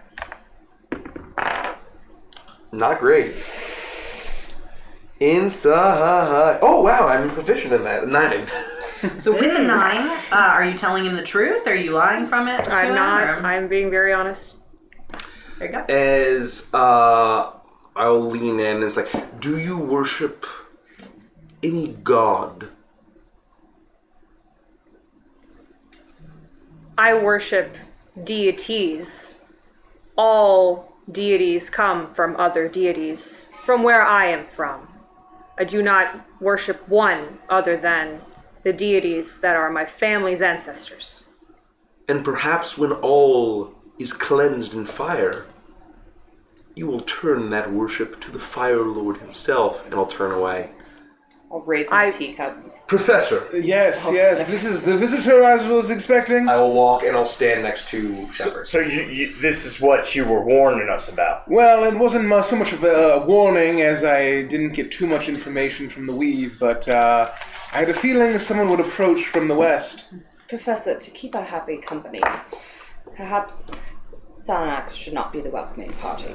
Well, that was, of course, not my intention, but I was, To be I fair, was elbows deep in other business. I also tried to stop him, but quite frankly, Sarnax isn't quite listening to anything I have to say. I know it's only been a few days, but he's a little stubborn, more than I even think that I could be. We all have our problems, I suppose. Quirks, you may say. Faults. Now, I don't mean to be presumptuous, but who are you? As I mentioned, I am Kana Soyokaze. I've not moved any closer. Oh, Kana She's Soyokaze. quite literally standing there, completely resolved, not making any motion to move forward, but also not in a stance of aggression, but of firmness in where she's supposed to be and confidence. What's your business with the professor? Well, welcome to my dig site. Thank you. Yes, Miss Soy. Thank you, and I bow. Have you gone up Madam, to me? yeah. So I'll approach you. My name is Professor Clayton Azran of the University. Might we invite you to have a cup of tea while we get to know you? Pleasure to meet you, Mr. Azran. And who are you, Madame? Miss Victoria Isaacs. I don't shake your hand, but I also bow. I'll just get my head. Greetings, Victoria. I would very much like to speak with you. It does not need to be in private, and I offer my protection at no charge. Oh, please. I'll make her a cup of tea while this is going. Thank you. I do enjoy tea. Professor, Yes? I have to wonder if you knew this was going to happen and then you just kind of did your thing. Why? Do you really need me to... Well, no, I just get... I get very subtle senses that things may happen. Again, there's not much detail, and this could have been a foul creature that you would have killed instantly, and that's why I had you post watch here. It may have been a minotaur or an evil owl person, but I just had a sense that we had a visitor, an Aarakocra. That's right. All right, Professor. Fine. I didn't mean to assume. Right, and I will give you a heads up if I can. Miss Soyokaze, is that what you said? Well, You may call me Kana. Kana, Miss Kana, or perhaps just Kana. Join us for tea, and so I'll start to kind of lead you to our campsite. And I'll say, I will not have my back turned to Sarnax at any point. Sarnax, can you just lead the way back to the campsite? A mere 15 yards that way. Please just walk over there. I am going to look at her. I'm going to turn to Shepard. I'm going to my eyes will lock, and I'll just give him and then I'll turn and I will walk back. I just do a little flourish, like, and I, please, after you. That's all I can muster. I'll intentionally just not grab arms or anything, but just walk next to her in the same direction. Perfect. And we're heading back to camp.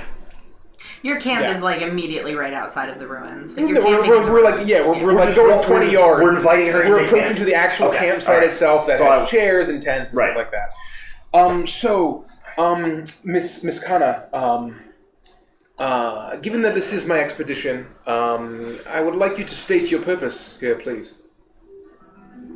I pull out the seal and hand it to Clayton. Set my tea down. I came across a group of Vistani. I told them the story of my missing master. He has been missing for years, and I have been traveling, exiled from my own village.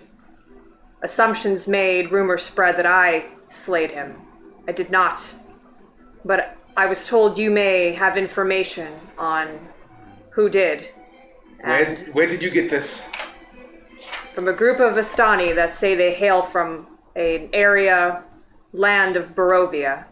Wait, what did you hand me again? Out of character. The sigil, I think, was straw. It's like the a seal. wax stamp. The completed one. The completed one. Okay, so not yours. No, of Strahd, right? Mm-hmm. Yeah. So this was part of this seal. I found partially burned in my master's quarters prior to me leaving my village. You found something that looked like this. Someone that claims to be from Barovia.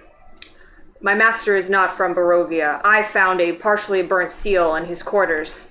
Do you have it? Do you mind? I have just handed it to you. Oh wait, I have the full one or the partially burnt one? So the Vistani gave you a completed one. Oh, okay. So I have two different things? Yes. So you have your letter, which has the partially burnt one, and then they gave you a completed one to show you what this is. But they claim to be from Barovia. But they did claim to be from Barovia. Okay. So you gave him the full one. He's looking at it. He's now asking for the letter. I'll take out the letter. This is the letter I found burnt partially in my master's quarters.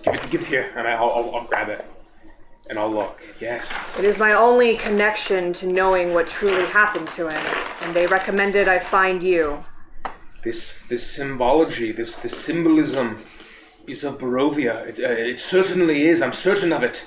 This raven iconography. Do you see it matches the feather motif that's faintly present in this church? And I'll start showing people. Looked at the church, having just noticed it, and does it seem recognizable? You see that there is the remnants of a circular stained glass window. Most of it is completely ruined, but as you hold up the blood red wax steel and the light shines off of it, you see the faint red in the remaining pieces of glass, and it directly matches the leg of the raven figure on the seal. Oh shit. That if this stained glass had been in its entirety, you would see the exact same seal. Can I reach my hand up and cast Mending on the stained glass? Sure. Oh, So you do this. shit. And you see as the shards of glass that were embedded deep within the earth, this window had shattered hundreds of years ago, potentially. They begin to float up into the air and form anew. The new stained glass window, as the sun pierces through it, reflected on the ground immediately in front of you is the symbol of Strahd. Well, I'll be. Victoria! That's brilliant! Why didn't you do that sooner? Are you telling me that you have the ability to do this whole time? Something that resides within me. But Well, Miss Victoria is quite impressive. I knew you were talented, not this talented. This is incredible. So That was excellent showmanship. I'm not familiar with that form of Can you magic. roll a perception check, please, all of you? I appreciate, but my god allows me to do this. perceptive. I killed it. I'm gonna 19. I'm gonna be distracted as I look at Professor Azran. I don't even give a shit about anything. 10. I will instantly fail. I choose to fail whatever this is. And I will say, a fire ignites in your desire, Professor. And I... Incredible! Shep's the only one paying attention. Where did you get this? I will get a 9. I got a 13. As I mentioned, a group It is, as this happens, Sure. that you see the glass form, and you're all surprised by this, but your eye, Shepard, is trained to see things out of sorts, and you see that the ground that was disturbed, where the glass itself had been embedded, has not stopped moving, and what would have been a surprise attack is now not, as you see a rotting hand begin to crawl out of the earth and begin skittering towards you. I need you to all roll for initiative. Get back! This is my first die roll. Oh my Yeah. god. And then if you can put this just kind of in the circular And it's a natural 20, area. ladies and gentlemen. My first die roll. Gotta give it up. Gotta give it up. I'm not gonna beat you. There's no way I'm Just gonna go in the first. circular area in the middle of the... I'm gonna go first. What's your initiative? 23. No, oh, see a +3. +3. So I have to roll at least an 18. I got a 6. Mine's a 19. I got a 22. You son of a bitch. I rolled a 17. So close. Nice job. Shepard, get in front of me, please! You're too quick for me. Okay, so 20 to 25. I got you two. 20. Yeah. 23, Okay, 22. wow. That Son of a is so bitch. fucking close. 15 to 20. 19. Okay, what did Kels get? Do we know? Kels, did She you rolled roll? a 4, and she plus. Okay, so She's she's gonna be 6. after this guy. She's a 6. I don't even know if she rolled, but we'll give her a 4. Yeah, that's fine. I heard her She gets her roll. bonus She said die. something about it being low, and that's all I Gotcha. remember. You can have the Alright. music. I can't. Is there music So- playing? Yeah, there's music playing. So you see as this creepy, rotting hand, significantly larger than a human hand. It almost looks as if it had been severed from the limb of a giant. As it begins, the fingers first curling up out of the moist earth from which the glass shards were risen forth. As this rotting hand begins to skitter towards all of you. Clayton, it is your turn. I will turning. We're probably. I guess we can place ourselves. So it's in the church. I got a 6 if you didn't have mine. This is on the Vampire Combat said music. 4. Oh, is it? Yeah. It was low. Yeah. This is my normal combat music for Feywild. Oh. There's a beer in the fridge. I will immediately say, Do you want one? Yes. Shepard, kill it, please! And I want to jump and run immediately behind everybody else. Okay. That's me. sorry. I'm thinking about wizard. We want to Why don't we use Anulin or something? No, do we want to have Caprice for Shepherd? Yes. And then, Yeah. All right. tiefling. I'll just end up being all confused, but that's fine. So you'll be Felix then? You cool with that? Yeah, that's all fine. right. Whatever. Toa gets to be Felix. Toa gets to be Felix. Yep. And I'll say Ignatus, and I want to shoot a firebolt brother. at Roll for it. so it is it's gonna miss probably. What is it? Hold on, sorry. It's a 12. That hits. Oh wow, okay. And then a D10. If I open my trusty dice box here, 5 damage. Really? Yeah. Okay. You see as Clayton runs behind Shepard, and he reaches his hand out. He shouts a word that none of you seem to understand as fire billows forth from his outstretched finger as he points. And you see as the hand, this rotting claw on the ground, ignites, erupts into flames, and dies. No. Whoa! It's a goblin. My gods, what was that? I'm gonna immediately run up to it and kick it, like making sure that it's dead. As you kick it, the fire that singed around it had permeated the bone itself, and you see as flecks of bone dust begin to scatter and billow up into the air as the rotting claw begins to... Shepard, don't disturb it. Don't disturb it, please. Of course, Professor, but that was a nice shot. I'm whipping My around goodness. looking to see if there's any other ones that are coming. roll a perception check. Or, well, you saw it from the they're all a ground, bit jumpy. so it wouldn't have been coming from around you, but I'll say you look at the ground. This is a good moment 22. to take the opportunity You to don't see say anything, maybe but- we need to be careful about what we disturb and maybe fix. I apologize. I meant no harm. You couldn't have known. None of us could have. But I'm just saying, again, we need to be extra careful. There's a taint to this horrible temple. The whole thing must be purged in holy fire. No. I think that's a bit extreme. The whole point is that we're going to excavate this ruin. There's untold... I mean, the fact that there's this animated, decomposing hand... It was a hand? Uh-huh. This hand crawled out of the ground, seemingly because we were here. I must investigate. And I want to start sketching in my notebook just sort of the hand, what it looks like. Can I investigate? That is a horrible sketch of a temple, by the way. Yeah, I'm just... Yeah. I'm just Damn, Nikki! At least he's got the temple. I have an out know of that. character question. Zombified dead creatures. What type of creature do they classify as? Undead. Okay, that's its own Even thing. if it's a piece of an Okay, undead. because right now I don't know. My only favorite enemy is monstrosity. Yeah. Okay. Or whatever the hell it's called. Yeah. That's all. I just want to make sure. Sorry. Sarnax, do you know anything about this thing? There is a horrible taint to this land. A horrible taint in this forest. The dead walk the earth. I fear no undead, and I'll walk up 10 feet from it and poke the hand and excavate it like a little bit with my forearm. Shepard has already turned it to dust at this point. No. You went up and kicked it immediately after. Con, I'm sorry. The professor told me not to. I didn't know how to react. I kicked it to make sure we... No one could blame you. It was probably attached to a body. What you think there might be more? Yes. All right, then I cannot stress this enough, and I don't want to be that person, but we all need to make sure that we go a little bit more carefully here. All right, we proceed with caution. Shepard, would you like to excavate this plot? I'd be happy. Professor, what do you hope to gain? Lucas! And after like a second or two, you'll see this floating shovel come in. Yes! It's Lucas. Will this do you fine? Yeah. It's been a while since I've done anything like this. If the doc could see me now, I'll be happy to dig. Sure. Please be careful.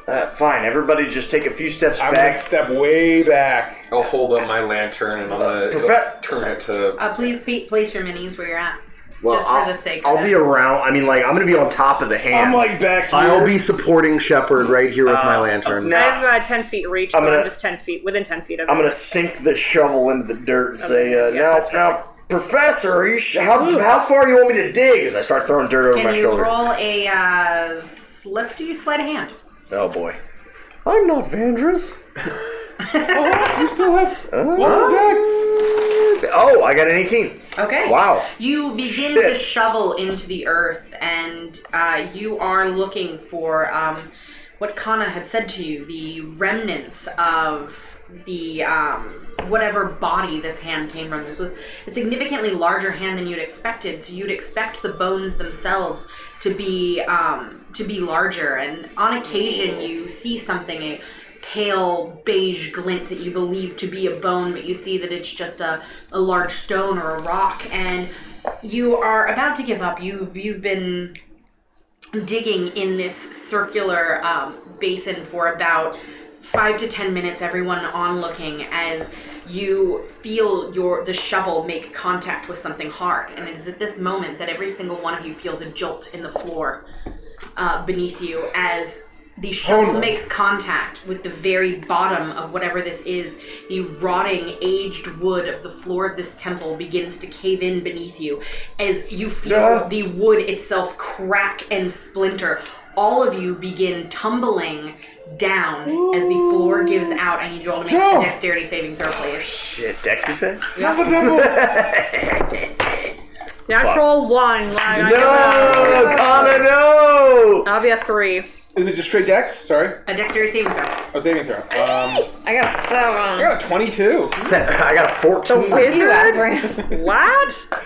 Stop rolling so old. 6. Okay, so Victoria, Kana, and Sarnax, you hit the ground and immediately take 8 points, actually, of damage as you find that there is beneath... Do I die in session 0? You're unconscious. You're not dead. I rolled max damage on this, so it was 2d4, Dana. so it was 8 damage. As you find that you plummet down nearly 20 feet, but you don't just hit the earth beneath you. There is a dilapidated crypt nestled beneath the ruins of this. And where you would have expected to see sarcophagi or coffins, etc., you instead see a horrific display of bones placed in random happenstance. And it just so happens in the places that you fall, the femurs and leg bones, jagged and broken from battles ages ago, sticking straight up out of the ground as you find your body impaled on them, taking potentially a significant amount of damage. So you're unconscious? I can use Strength of the Grave. When damage that isn't radiant or from a critical hit reduces you to 0 HP, I can make a charisma saving throw. Please do. To do what? Badass. To drop to 1 HP instead. That's fucking How much awesome. damage was it? Sorry. 8. It was not a critical hit, though. You it was did max not. damage, I but not a critical hit. did because I passed. I rolled max. You guys don't even take half. None. Okay. It was just to determine where you landed. Or if you landed on the spikes and if it did damage. Charisma? Oh, baby. 3, so 22. Yeah, you definitely. Okay, You so I'm down to definitely 1 HP. You find yourselves as the dust begins to settle around you. Victoria is bleeding profusely from where one of these jagged femur bones jutted into her side. She's holding onto the spot. The ancient bone is still exposed there at her side as she is almost in shock at the pain emanating from her. The two of you are also significantly damaged by the bones that you've landed on. Miss Isaacs, are you all right? Isaacs, this will hurt, and my lantern will glow, and my hand ignites in this horrible cauterizing fire, and I just immediately take my hand and apply it to your wound. I'm going to cast Cure Wounds. It hurts like shit, but... You feel as the searing magic that he's forcing into your body is burning the flesh where this bone is. You see as the bone begins to crumble under the heat of his magic as he's able to wrench the last remaining bit, and you see the wound on your side completely charred, but as you dust the bone dust away, the blackened, singed bone dust, you see that not even a scar remains on this wound. Your dress, however, is singed and will need mending. Sarnax, what in the hell was that? Mr. Sarnax, I have no words. You do not need words. You need to see the power of the fire. You guys are now in the other temple there. I doubt nothing, and I do not doubt you. You did collapse through.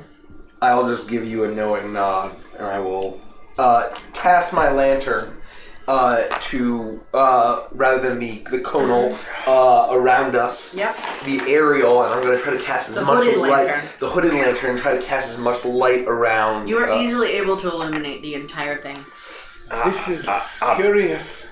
I'm sorry, Professor. I couldn't have known. I had no way of knowing. No, this was not your fault. It was... I warned us. As you begin to look around, you see that the bones of the dead are not resting in graves or slots in the walls, but are instead propped up in strange scenes of battle or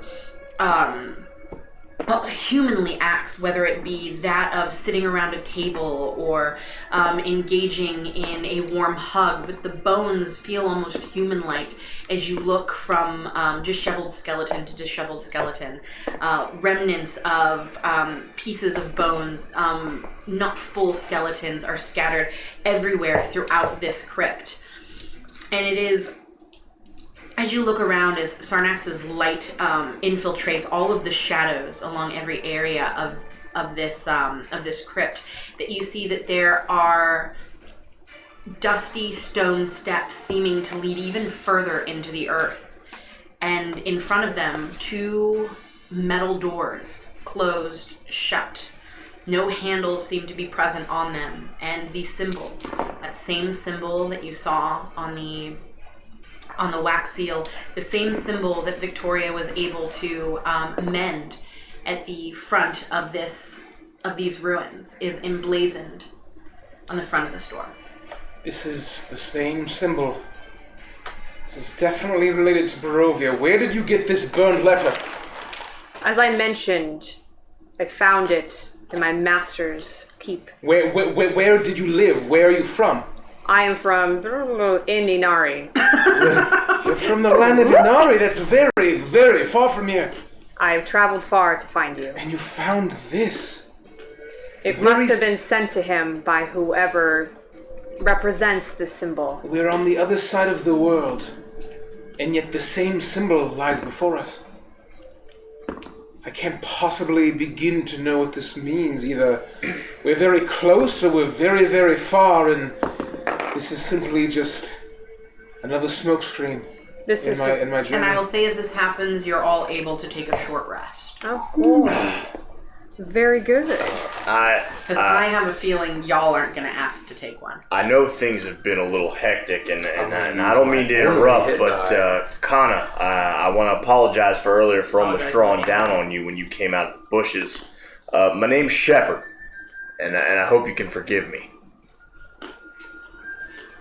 Oh, sorry. I was rolling for my hit dice. No, it's all good. It's all good. Normally, we do not shake from where I'm from. What did we do? Oh, then I apologize. Did I offend you when I shook your hand? No, I am not offended. But I hope you do not take offense if I simply bow. Of course not. I just wanted to take the time to properly introduce myself as the hired muscle, I suppose, for the professor and Miss Isaacs here. You'll find that we're very eager to learn of new things. We accept new customs willingly. A true gentleman always greets an individual the way that they prefer, so... At least most of our group. Fire burns away the old so that the new may grow. On the contrary, Sarnax, water is what my choice of purification is. Thank you all for your hospitality. I'm honored to meet you all. So tell me more. You said you found this in your master's chambers, and Do I see a name written on it? You see Arovich. Wait. This here. This says Arovich. This can't be right.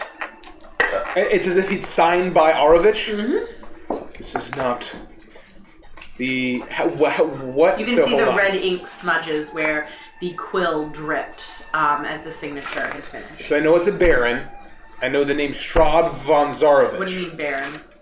Do I know that... or baron or count or whatever? Countess. Count? Well, I don't know if it's But countess. you don't know that.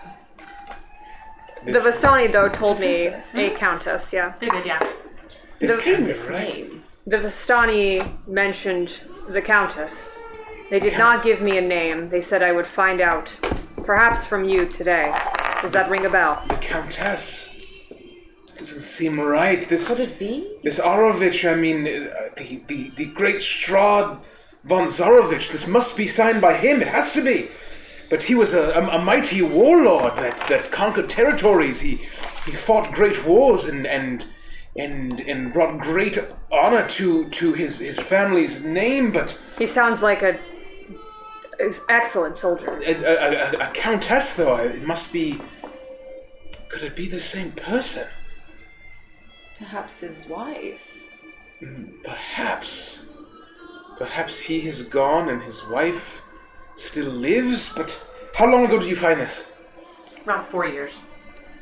4 years. I thought this was I've been ancient wondering- history.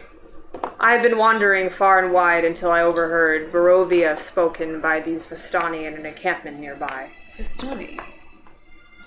Interesting. Now, I understand my part in all of this is just to make sure that all of us folks make it there and back safely. But, you know, as far as I understand, this wasn't even confirmed as being a real place, but this seems to be the most solid evidence that I've seen so far that maybe you've come across to indicate that this is a real place with a real person. This must be fate. It's for you to wander into our camp and provide me with more evidence that Barovia actually exists, and here we are, the very seal that we see here and here and here, and in the stained glass window above us. It must exist. It's all We must around learn- us.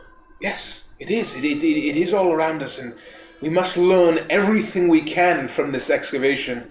And just give me a moment, and I want to just take the time to take in everything around me and just sort of examine everything. Are we going to be able to get back out of here? I feel like I should be working on a way to get out. We fell quite a ways. That's fine, Mr. Shepard. Please do. I just don't do anything foolish, please. God. I'll walk back towards where we fell, and I'm just going to look around to see if there's a way out. You look around, and it looks like it's going to be difficult to get out of here. You would have to use the bones and some rope to fashion some kind of ladder and hope you're able to get it secured 20 feet up. It's going to take some work, but a few of you, Kana, Shepard, Victoria, Sarnax, you begin to help in this endeavor. So I'll have you roll with advantage a sleight of hand for creating a rope and making it work, and an acrobatics for being able to secure it. Shepherd, I've got a bit of rope. may the light of Garrix guide you, and I give you guidance. What does that do? You add a d4. D4. To each roll or one roll? Just Whichever one you take. Whatever. you yeah, take. whatever one you just choose. Oh, okay. My sleight of hand was very good, and my acrobatics was not. So I'm At gonna advantage. At advantage. At Right? advantage. Oh, They're they're helping both you. at it? Yeah. Yeah, they're Okay, so helping then that's That was one. 19 Yeah. and 2. 19 and 3. I'll add the 4 to my acrobatics. So my sleight of hand is going to be a 24, and my acrobatics is going to be a 28. Okay, so you, with the help of your new compatriots, Thanks, you Sarnax. believe that you would be able to fashion some type of ladder out of what's available in this room, and that you have found a way. You will have to climb upon some of the macabre seams that are around the room, but you believe you would be able to secure it in a way that everyone can get out. It's going to take you roughly an hour or so to do it. I'm happy to do it. That's my job. That's what I'm hired for. In the meantime, Clayton, you are standing at the center of this room and you are looking around, and the scenes themselves, some are gruesome and some are quaint, and they look like scenes of happiness depicting many arrays of emotions. The only thing that draws your attention is the 3 steps further down into the earth and the arched stone doorway emblazoned with the symbol that you've seen on so many places today. Well, this iconography, it screams Barovia. Well, Kana, may you help me with the door? I will. You look strong enough. And I will invite you to help me press the door open. As your hands come into contact with the door, you saw that there were no handles on the door. And it comes as a shock to you as the door begins to vibrate violently beneath your hands. The both of you jump back. So I would say move yourselves probably 10 feet from the door. As The you two of them. there. Yeah, that's Yeah. the door. And I'm gonna be or way 10 away. feet from like where the steps are. I'll be maybe within 10 feet or 5 feet of Shepard. No, we're inside. We're inside. Yeah. Yeah. All inside. As you begin to see the door move and shake, and what once That's was him. just a metal door in front of you, you see as Towards an the back armored reception? figure begins to move his Oh. way out of the door. A shit. strange animated suit of armor emblazoned on both pauldrons with that same strange raven-like symbol. A huge greatsword held in his hands. The clanking of his boots as his metal boots hit these stone steps. You see bits of stone fly as cracks begin to form in the stairs themselves. And you all roll for initiative. Yay! This is gonna be the first horrible roll I have. Just kidding, I got a natural 20. Oh no, mine's bad. JK, LOL. JK, LOL. I've been saving up all of the horrible rolls that I've rolled for the last 6 months in Prime to spend them all on Strahd. So here we go. Hey, you That's know. how that works. Damn. I got a 4. You have a token for us? Oh yes, it's not a good one. I mean, you might as well just use the one that's there. Is it a medium? He's still just a medium construct. He's just On the steps. for a human. He's large. Yeah, so right there. And then you can place the rest of yourselves where you would have been. Yeah, I'm Yeah, good. 20 to 25, 25. 20. 15 to 20. 17. 12. Okay. 10 to 15. 12. Gotcha. What did you get, Kels? 4. Okay, cool. Wow, it's almost the same. You're saving them up for the real session, Yep. not session 0. You see as this animated armor, you Because I'm using annual dice. at this vantage point, you can see directly into the helmet, the empty space within. No eyes, no skull, just the door itself formed as a warrior in front of you. It is Shepard's turn. So I have 30 feet of movement. I'm gonna move up Shepard, protect 10, me! 15, 20, 25, 30, like... I can't quite reach, I'm sorry. There. Yeah, as long as I can get LOS. You were here, right? Yeah, I was, yeah, it's pretty close to there. Yeah, you're good. Yeah. I'm gonna shout, Professor, Kana, step back, this isn't natural! And I'm gonna take 2 shots with Judgment and Redemption All right. Yes. at this creature. You do that. Shock and awe. Yeah, basically. So the I love first it. attack, well, I'll just roll 2 dice. An 8 plus 7 is gonna be a 15, and a 4 plus 7 is gonna be 11. Both of those miss. Fuck. Everyone run. No, I'm just kidding. That's my turn. That's it. That's all I got. Sarnax. We knew the one would be. Haven't been here for a while. Yikes, I don't have lucky dice. I am going to raise my lantern up, and the eyes in the skull are going to glow. And I'm going to say, grant me the power to destroy and then strike true allies. And the eyes are going to glow, and a guiding bolt as I hopefully hit him. Probably shouldn't have done that. Gotta get more than a 15. I miss. Oh boy. Yeah, I miss. 13. That misses. All right, Kana. This is indeed unnatural, and I will run up to it, and I will attack it with my Naginata. Just make sure your mini's where it needs to be. I don't need to be right up. I have reach, so you can just be 10 feet. Where the little token is, just put me 10 feet from that token. Yeah. There we go. So you literally move once. Yeah. 10 feet. That will miss with a 10. Yeah. Kana, please get in front of me. All right, and I will move in front of. Thank you. Is that you? If you wish, and I will Yes, move. the one with the Felix. wings is Felix. I don't know who anybody is. I will move in front of that exactly, and I will end my turn there. Okay. Clayton. I'm gonna back up. Cowards! I'll say. So this is like a statue come to life. What is this? It is a suit of armor come to life. Okay. I'll Ignatus, and I'm going to fireball. Okay.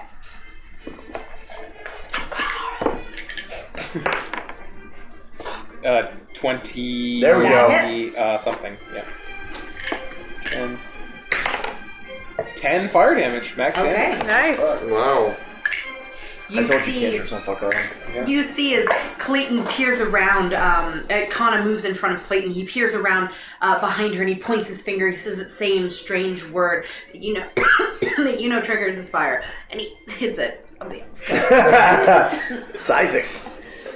Me? No, the actually bad his guy. turn. Oh shit. Just Yeah, I kidding. know. I rolled. Yeah, that sucked. Gotta run! He is going to move forward directly in front of Kana and attempt to make. God, I can't breathe. Take your time. We're on your schedule. Take your time. DM. We're also not on air. Meister. Yeah, I know, that's great. Perfect. So you see We'll as fix he it in moves post. forward, and he holds his great sword up in front of him as he attempts to bring it down on Kana. He's going to make one attack, and he is going to 13. Misses. He is going to then take it again and make a second attack with an 8. So that'll also miss. You see as he tries to swing in, the armor itself, it seems to be, as you look, the joints seem to be a little rusted as it's having a hard time making contact, and swift like the wind, Kana is able to back up and move almost in unison with the way that Clayton is shrinking off behind her, and she's able to withstand both blows. Nice. Victoria. Okay. I'm gonna kind of just step into, I guess, sort of into view of line of sight, and I'll just kind of cast outward and, I don't know. So Chaos Bolt. Mm-hmm. Feeling sort of like I want to hit this thing, but I don't know if I should. Like my God's saying I should. I don't know if I should. You see is Probably not good. 13 misses. Yeah. You see as I will say Sarnax and Shepherd, you see as Victoria clutching onto her prayer beads, shaking as she closes her eyes and attempts to cast something at this creature. It slams into the door behind, doing apparently no damage, as she seems to be struggling with her faith in this moment. And with that, it is Shepherd's turn. I'm gonna move up. If you could move me up just 10 feet. Nope. Is that you? No, I'm Derek. Move me up 10 feet. Derek. Yep. And I'm gonna take 2 more shots at the suit of armor. Mini is like the most confusing 21 and 15. 21 hits. All right, so 1d6 plus only 1d6. What is this But it's Bologna? plus your something, right? 1d6 plus 5, so 7 So points. less satisfying 7 when points you of go damage. like this and nothing happens. Like,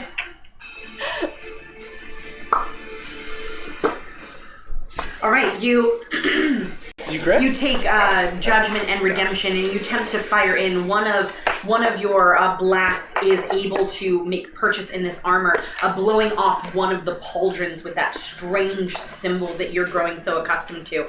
You see that as the pauldron falls, the entire arm, the gauntlet, and everything falls and clatters to the ground, seeming no form seeming to be within this suit of armor, but it still seems to be able to hold on to its greatsword, the other arm hanging limp from the sword, one still firmly attached, as it turns its attention to you, but you seem to have done a significant amount of damage. I knew this wasn't human. Sarnax. I will step 30 feet towards the creature. As I believe that Garrix will protect me, as I raise my my barken buckler, as I'm going to step forward, and I'll realize that it is heavy armor. It's like, let us see how good you are at dodging the hellfire of Garrix. And I'm going to cast Sacred Flame. Okay. And dexterity saving throw on your part. 13. 13 fails, and so you see a pillar of dragon fire appears great and does 1 point of radiation. 1 point. You coal down this pillar of fire around this creature, and whatever metal this armor is made from, it is the exact same as this door, and you don't even see the dark dusting of the fire as it singes the metal. It seems to do barely anything. This creature still has its helmet honed directly on to Shepard, and it is now Connor's turn. She's gonna brace back on her hind leg and raise her glaive up defensively and mutter, "Ancestors, guide me." And I'll look up at the golem creature and say, "Not quick enough," and I will take the dodge action. Okay. Ooh. Interesting. That'll be my turn. All right. Clayton. I'm going to zoom around here. It's really hard to see Vandris, Gricka, Renee, Cremy. Yeah. Trying to write hands on. I'm I'm going to float my case up, pop it open. I don't know if this will work, but I'm going to grab a little lemon tart, and I'm going to grab a little feather and wave it in the air, and I'll say, "Siliorum!" And I'm going to cast Hideous Laughter on it. Okay. Oh my god, I love this new What do I commander have to thing do? that's happening right now. How great is it? Wisdom saving throw, sorry. Ooh, oh shit. 15? That passes. Okay. Oh man. I have a negative 4. I rolled a natural 19. Pretty good. -4, wow. Yeah, I thought so, and I'm going to close the case. And float it down by my side. And it doesn't work on someone who's got a... Well, their int has to be 4 or above, right? Yeah, he's got an int of 1. Okay, so never mind. It wouldn't have worked anyway. Worked anyway. You see Dang, as you I'll cast cast this, and this word is not one that you're familiar with, as Clayton looks on longingly, but this entity seems to be unbothered by what's happened, as he's now staring. He's continuing to stare directly at you. It is now his turn. He sees that Kana is directly in his way, so he is going to attempt to slice in on you. You're taking the dodge action, so he's disadvantaged. Yep. Well played. Yep. With a natural 1 for the first attack. Very good. Because of disadvantage. And another natural 1. Wow. So you see as he slides in with both of them, one of his severed arm from Shepard's attack still hanging limply from his greatsword, and it seems to be knocking the blade off balance as he attempts to slice in, and he is unable to find purchase on you. Ha! Victoria. Okay. Still struggling with Ilmater telling me to kill this thing and me not so sure. I'm going to try to cast Chaos Bolt again. Perfect. Ooh. 17 plus 5. Big money. Hit. 22. Big money. So 2... You see as Forgive me. Victoria begins clutching her 2d8, prayer I beads, believe. a strange shadow begins to billow out from her hand, mixed with radiant light as she forces her hand forward, and a swirling mix of energy begins to blast towards this creature. So the numbers on the d8s choose Determine Yes, the it says element. on a hit, the target takes 2d8 plus 1d6 damage. Yep. Choose one of the d8s. Yep. The number rolled on that die determines the attack damage type as shown below. Yes. Yep. So 3 or 4, So that would be fire or force. whatever you choose. force, I will say force, normally there are very few things that are resistant to force damage, so if force is an option, it's generally the right one, but either one will work. Okay. Just from caster to caster. Yeah, that sounds great. Because this is new for me. Yes. So I will do force damage. Force yourself upon him. Tell me the damage, Boo Bear. Total. Which add it all up. Yep. Is it Add it all all three? up. Yep. Regardless of which one I choose. Yep. Yeah. Okay. 7, 10. 10 damage? Is it plus anything? Nope. For Chaos Bolt, it should say on there if it is. It would tell you I think exactly. it's 2d8 plus 1d6. Yep. Yep. Okay, so that's it. cool. So no... So 10 total? Yes. All right, you blast him with this chaotic, swirling amalgamation of magic. As it slams into his chest, you see as the force of this damage spirals the helmet around backwards. His socketless eyes are now facing directly towards the door. The chest cavity is caved in a way that you can see directly through to the back of the suit of armor. But he is still holding there, though he seems to be limping forward a little bit as if he's feeling very wounded. And it is Shepard's turn. With Judgment and Redemption in full glory, I'm going to take 2 more shots at the unholy beasts. And I miss both. Oh no! Bang, bang. Yikes. That's Bang, a big bang. yikes for me, Yikes, dog. yikes. All right, It's multiple yikes. completely caught off guard by this swirling chaotic magic that has just erupted from the hand of your new companion. You are unable to land both of your shots, but Sarnax comes in holding his lantern high. What are you going to do? I'm going to step directly next to the creature besides Kana, raising my shield and on my left arm, and I'm going to cast Sacred Flame again, so it needs to make a dexterity saving throw, DC 14. I rolled a natural 15 plus 0. Yeah, 15. so he dodges You it. didn't want to do 1 damage to him? Nope.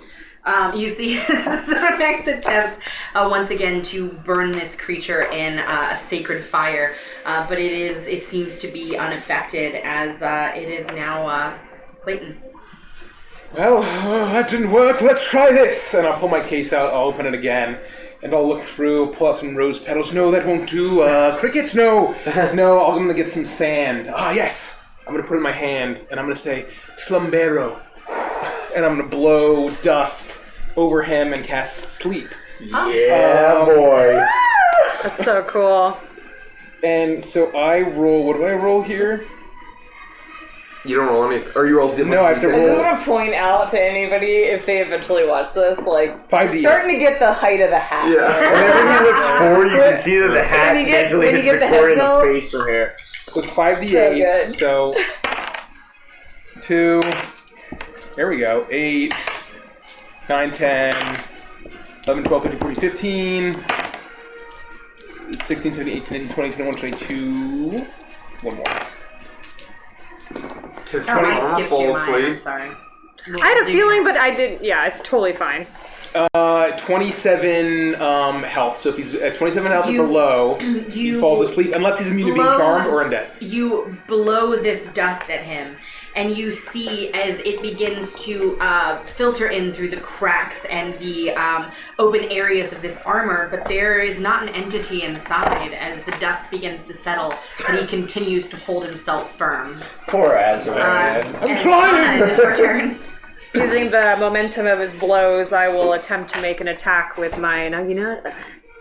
No, you know that. That'll fucking hit, ladies and gentlemen. What's your roll? Roll a natural 17, Thanks, so that'll Molly. hit with Yeah, a 22. baby. And that misses. No, I'm just kidding. It does it. So Sleep close. comes over me too, and I just pass out. He gets fucking slapped. Slumero. Well, actually, did you read sleep? Because it actually might hit you guys. Because I remember I had that issue with Sylvie. Well, Indeed. I mean, I feel like you can aim at. Well, I physically can't point past. Ooh, yikes. no, you dropped it right on 2 of our friends. Alright, let's see what happens. Let's see what the big happens. bad is the old Clayton over here. You're going down with me. I'm out 100% if it hits. You rolled like 4 times all of our hit points. Yeah. Just kidding. Like I have twice, 9 but- hit points. What is it, a dex You're save? both. You're both. No, it just happens. No. You're both asleep. What hit points do you guys have? 9.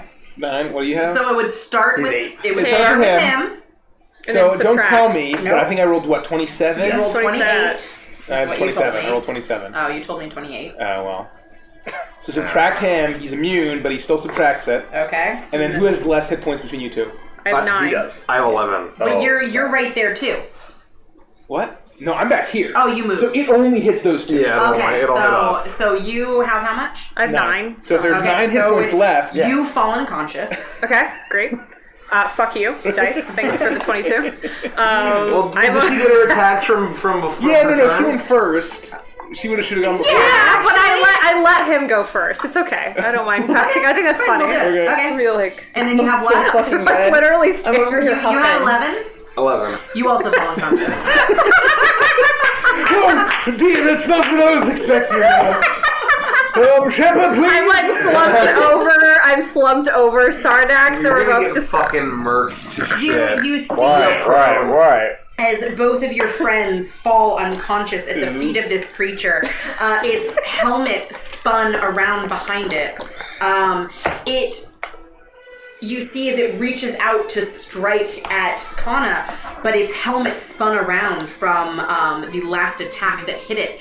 It does not seem to realize that she is now on the ground. It's still going to make an attack, so at disadvantage because it's trying to hit her normally. And so it's going to miss. That would have been a natural 20, but it will miss. Oh my god! So you see with its helmet spun around to the back, it can't seem to figure out where you are as it strikes through the air, expecting you to still be where you were standing, as your body is now asleep on the floor in front of you. It is now Victoria's turn. All right. I am going. The irony. And of make it sure all. that every time you do a spell, whether it hits or not, that you mark off the spell slot. Yes. So if you use 2 chaos bolts, Did I use Chaos Ball before? Use Yeah, one. you missed, You and missed then and you you hit. hit. Oh, I thought I did Firebolt before. You did 2 chaos bolts. I actually don't remember, to be honest. You should use Chaos Bolt and then missed, and then she just used Chaos Bolt and hit. So you've Yeah. used Spells. both of your spells. Yes. Good to know. So did let I. me do your cantrips. So did I. This is cantrip town from now We're on. learning. This is a learning. learning time. Oh, because Yep. you cure wounds and then you. I cure wounds and then I There's a beautiful guiding thing bolt called it. action economy. Yeah. Oh, action economy. Yeah. Level 1 Resource action management. economy is Oh hard. my god, this awful. is painful. Level I haven't one. felt this way in 3 years. It's rough, ladies and gentlemen. I'm going to like clutch my prayer beads and like kind of feel fear, and then as I clutch it, a hand will reach out, You're gonna do chill touch? and I will do chill touch. Ooh. Is that a touch? No. No, it's it's 120 feet. That's It's so like weird. It's like an ice Crazy hand claw. shooting. Oh, because I was like, It's I'm moved from the imposing my ground. fear. Oh, really? Skeletal hand on Spectral, this person. shadowy hand reaches forward. So as don't not know mentioned shit in the about name, that. it is not a touch. A spooky All right, skeleton. Screw at him. And it's just the same still spell whatever. I think so it's a 20 con saving throw, right? Or no? Oh, I thought it's spell attack. Roll. It might be a spell attack. I believe it's just a skeletal hand. I'm not a caster. That's okay. On a hit, so you make a ranged spell attack against a yeah. creature to assail it with a chill You're touch. thinking 20 to of hit. frostbite. That It hits. takes I am 1d8 thinking of frostbite. necrotic, and it can't regain hit points until the start of the next turn. Hand clings to Yeah, target. because remember Alpha And was is the shooting target skeleton undead? hands at you guys. No, it is not. Sorry, I don't know what So I just touched. My bad. that's okay. Chill touch.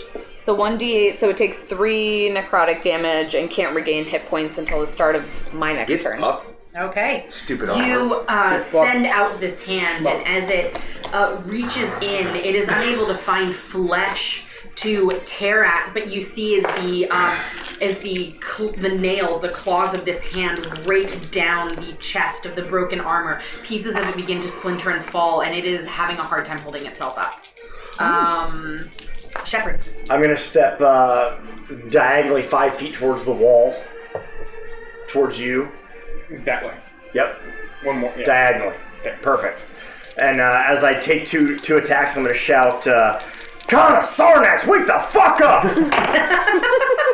I got a 24 That hits. and a miss. Perfect. 24 hits. God. 11 points of damage. How do you want to do this? Hey! Using judgment, I'm gonna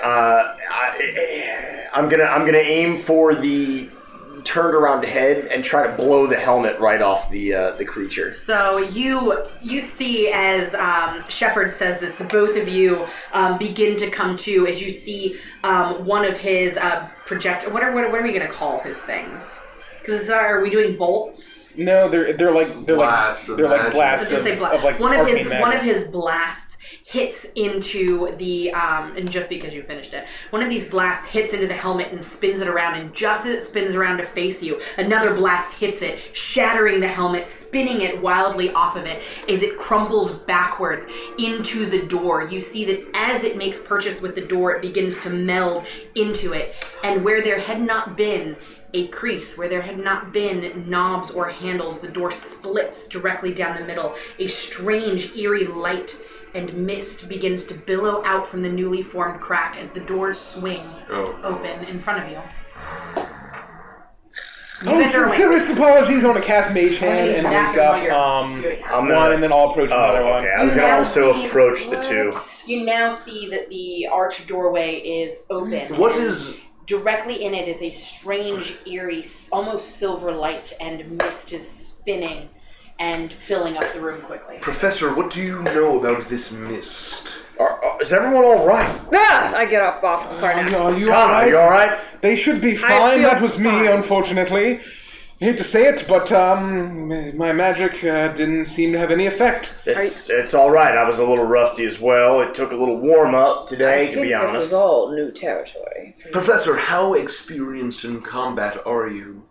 I've been on quite a few expeditions and digs, and I can handle my own, fighting, summoned temple gods. And have you been in the jungles of Chalk? It can be a dangerous place. I can shoot a bit of fire and cast a few spells. Very well. Probably not as experienced as my good friend Shepard here, but that's why I paid him to protect us.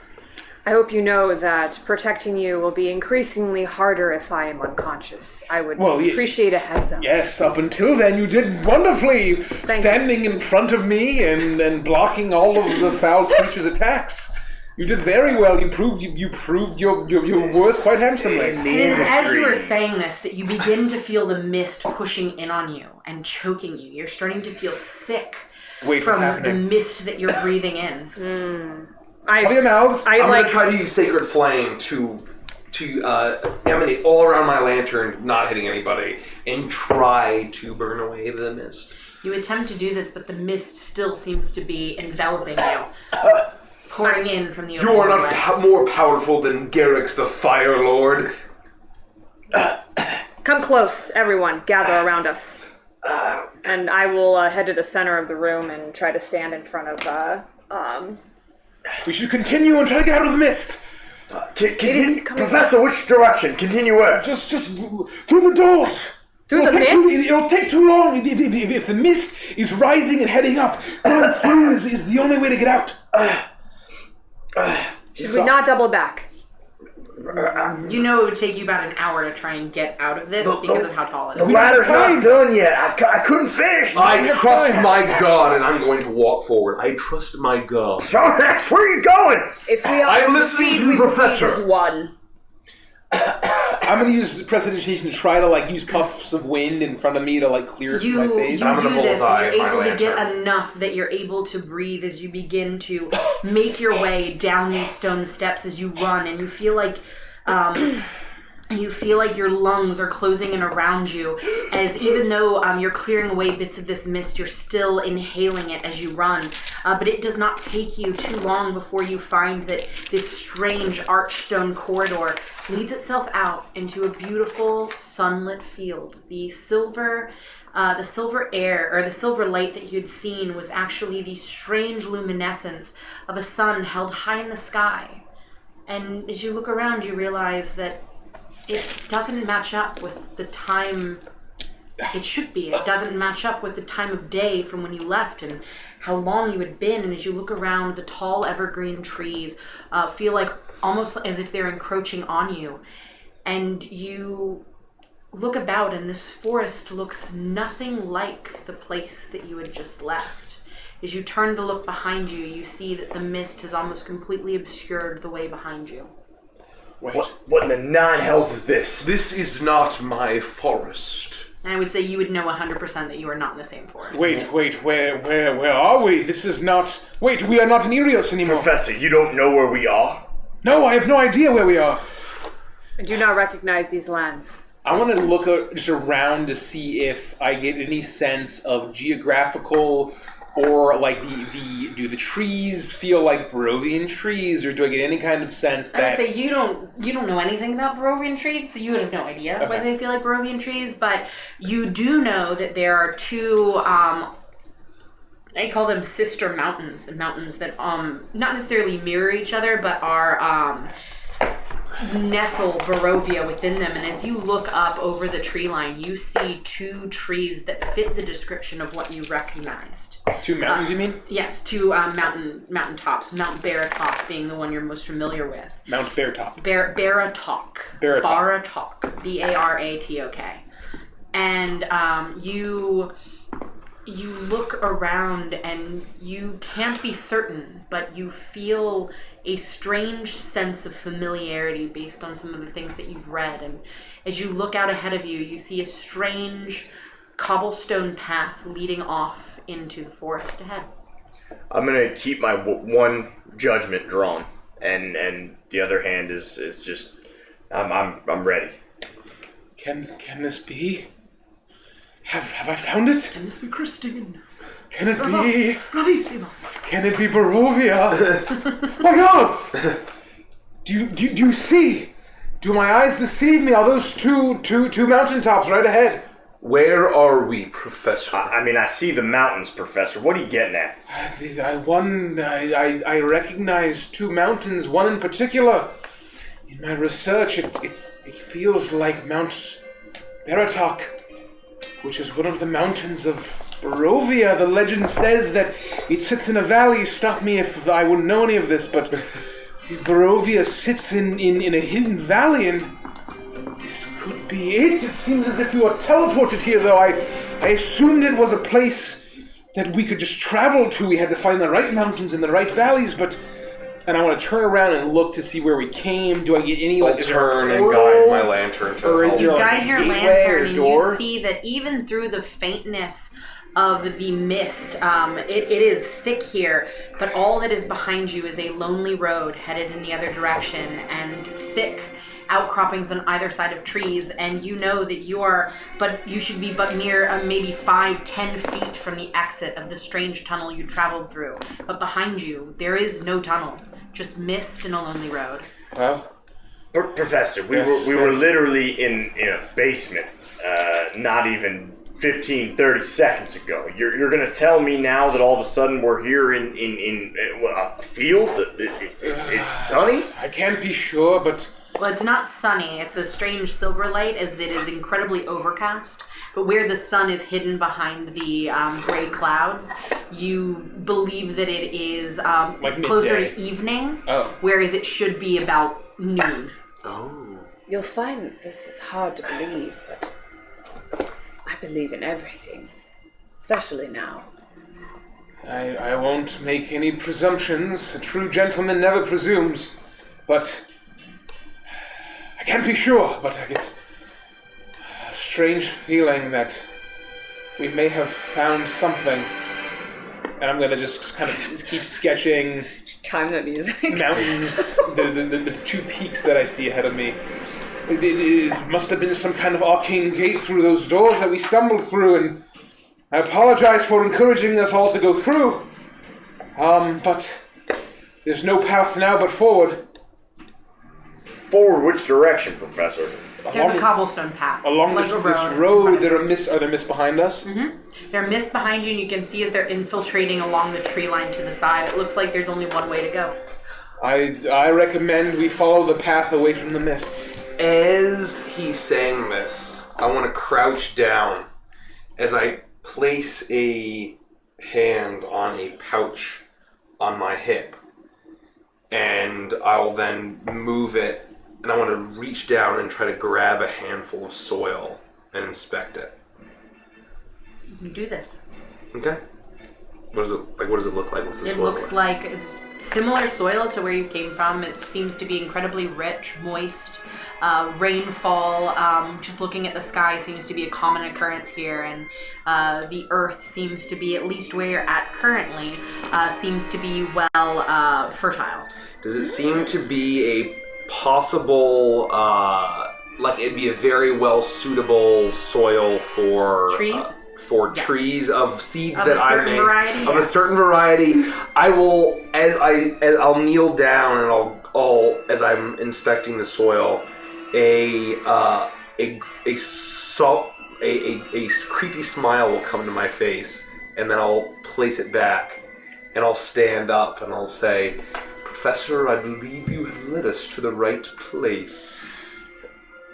I won't say that I have, but I need more evidence. Sarnax, I need proof. What's with the sudden change in behavior? You said this wasn't your forest.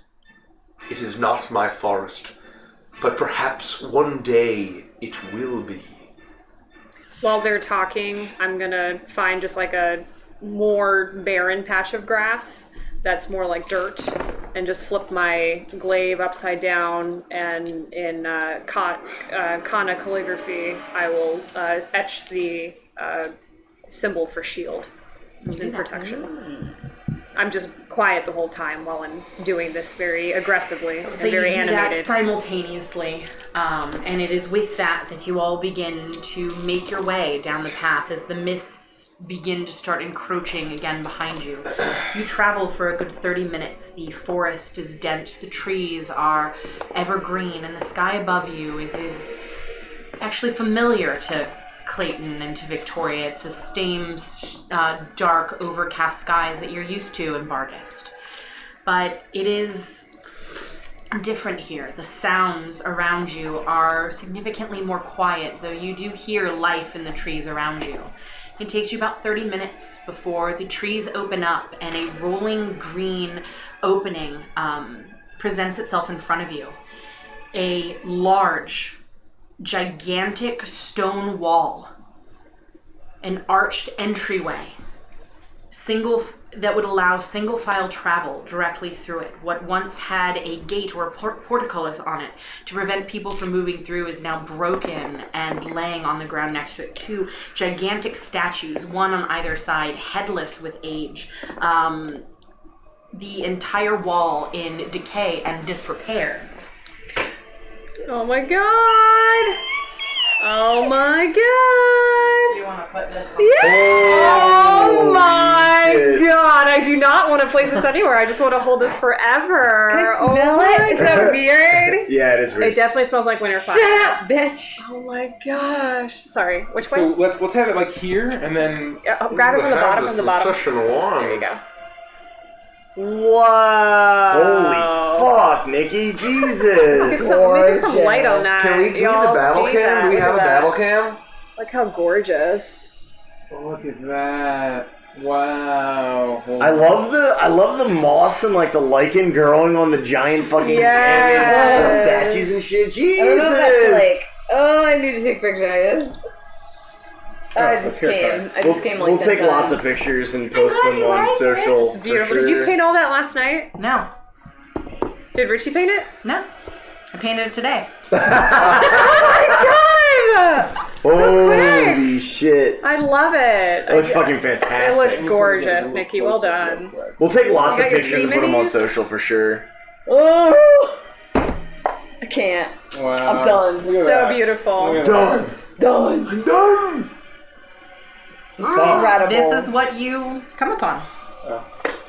And it's very clearly single file. What? This is. Do And I know anything about this? You have seen depictions of this. The guardians of Barovia. The gates to the sacred land. This can't be. I found it. It's magnificent. These are the guardians. This is the gate of Barovia. I found it. We've done it. We're in Barovia! Professor. I never thought. I knew it was real! I knew it was real. I told you all it was real. And here we are. I don't want to use the word doubt, because I wouldn't be here if I thought the whole thing wasn't real in the first place. But what concerns me now, sir, is what lays beyond those gates. Well, that is precisely why we are here, good man. Do you think it's wise to just walk right through and see what's on the other side? What choice do we have? I start walking towards the open doorway. How do we? Victoria, start sketching, please. I'll clutch my beads and Just Beta, forgive me. Kana, no, I wouldn't go too close yet. Just don't do it. I'm going to need some time to examine every square inch. I don't believe we have that kind of time. You notice you all have benefited from a long rest. Yeah. Oh, shit. Oh, that sounds good. I'm good. I'll take that. As the mist, that would have happened as the mist kind of left your throat and you found yourselves in this land. I'm going to start sketching, and I want to run up and look at the construction and look at the moss and just really take it in, and just, this has to be it. This has to be the gates of Barovia. I don't think anybody should maybe cross the threshold just yet. Very well, but we should inspect this and move on. Time for drawing, although I respect your craft, is short, and we should move on. What is the rush? Miss Soyukaze, this is my expedition, don't forget. This is why we are here. If I might interject. This is why we are here. We are here not to draw walls and very impressive architecture. And paint jobs. Very impressive paint jobs. I believe we Fear are may take here for a greater great purpose. amount of time, and life is short. Miss Kana, we are precisely here to draw. That is precisely why I am here. And then I'm just going to turn and just start ignoring everybody. And I see a fire in your desire. I truly now understand you, Professor. You have earned my respect. Yes. How far do these gates, the stone wall, go to left They and right? seem to go all the way through the tree line. To get into Barovia, you have We to lose pass sight of through the this walls. archway, yes. Alright, I'm gonna keeping one hand on judgment, just kind of looking around, surveying the walls, seeing where they go, being cautious. Okay. Is there a patch of, any patch of, overgrowth, anywhere, around here, a decrepit, So rotting tree or anything? I mean, you can literally see it. I made it there. There's moss and stuff and trees, Mike. I am going Yes, Mike, there is. I am going to pull out my equipment. Do I have any? Well, anyway, I am going to use my lantern to go find a patch of overgrowth and lichen and rotting It's tree. growing in and around these statues, through the bricks themselves, and all along the ground. And I'll find a tree that looks super old and rotten, and I'm going to say, Garrix, I am here for you. I'm here so that this forest may be ours. And I'm going to try to cast Sacred Flame to burn the most rotting tree that I can. You are easily able to do this as you see the smoke begin to billow up from the tree line as one of these gnarled trees, fallen over with age, eaten by mites, lived in by animals, begins to erupt in sacred fire. Sarnak, I don't want to interrupt what you're doing here, but do you think maybe we don't want to draw attention to ourselves since we don't really know where we might be? Garrix, Fire Lord, grant me the power to destroy. And I'm going to watch it burn. It is at this point that you hear the sound of flapping wings in the distance. Clayton, you are standing here sketching, completely entranced, and the sound hits your ears, but You almost don't notice it, as just as quickly a bird lands atop your hat and drops this. I have my hat back on. It's canon now.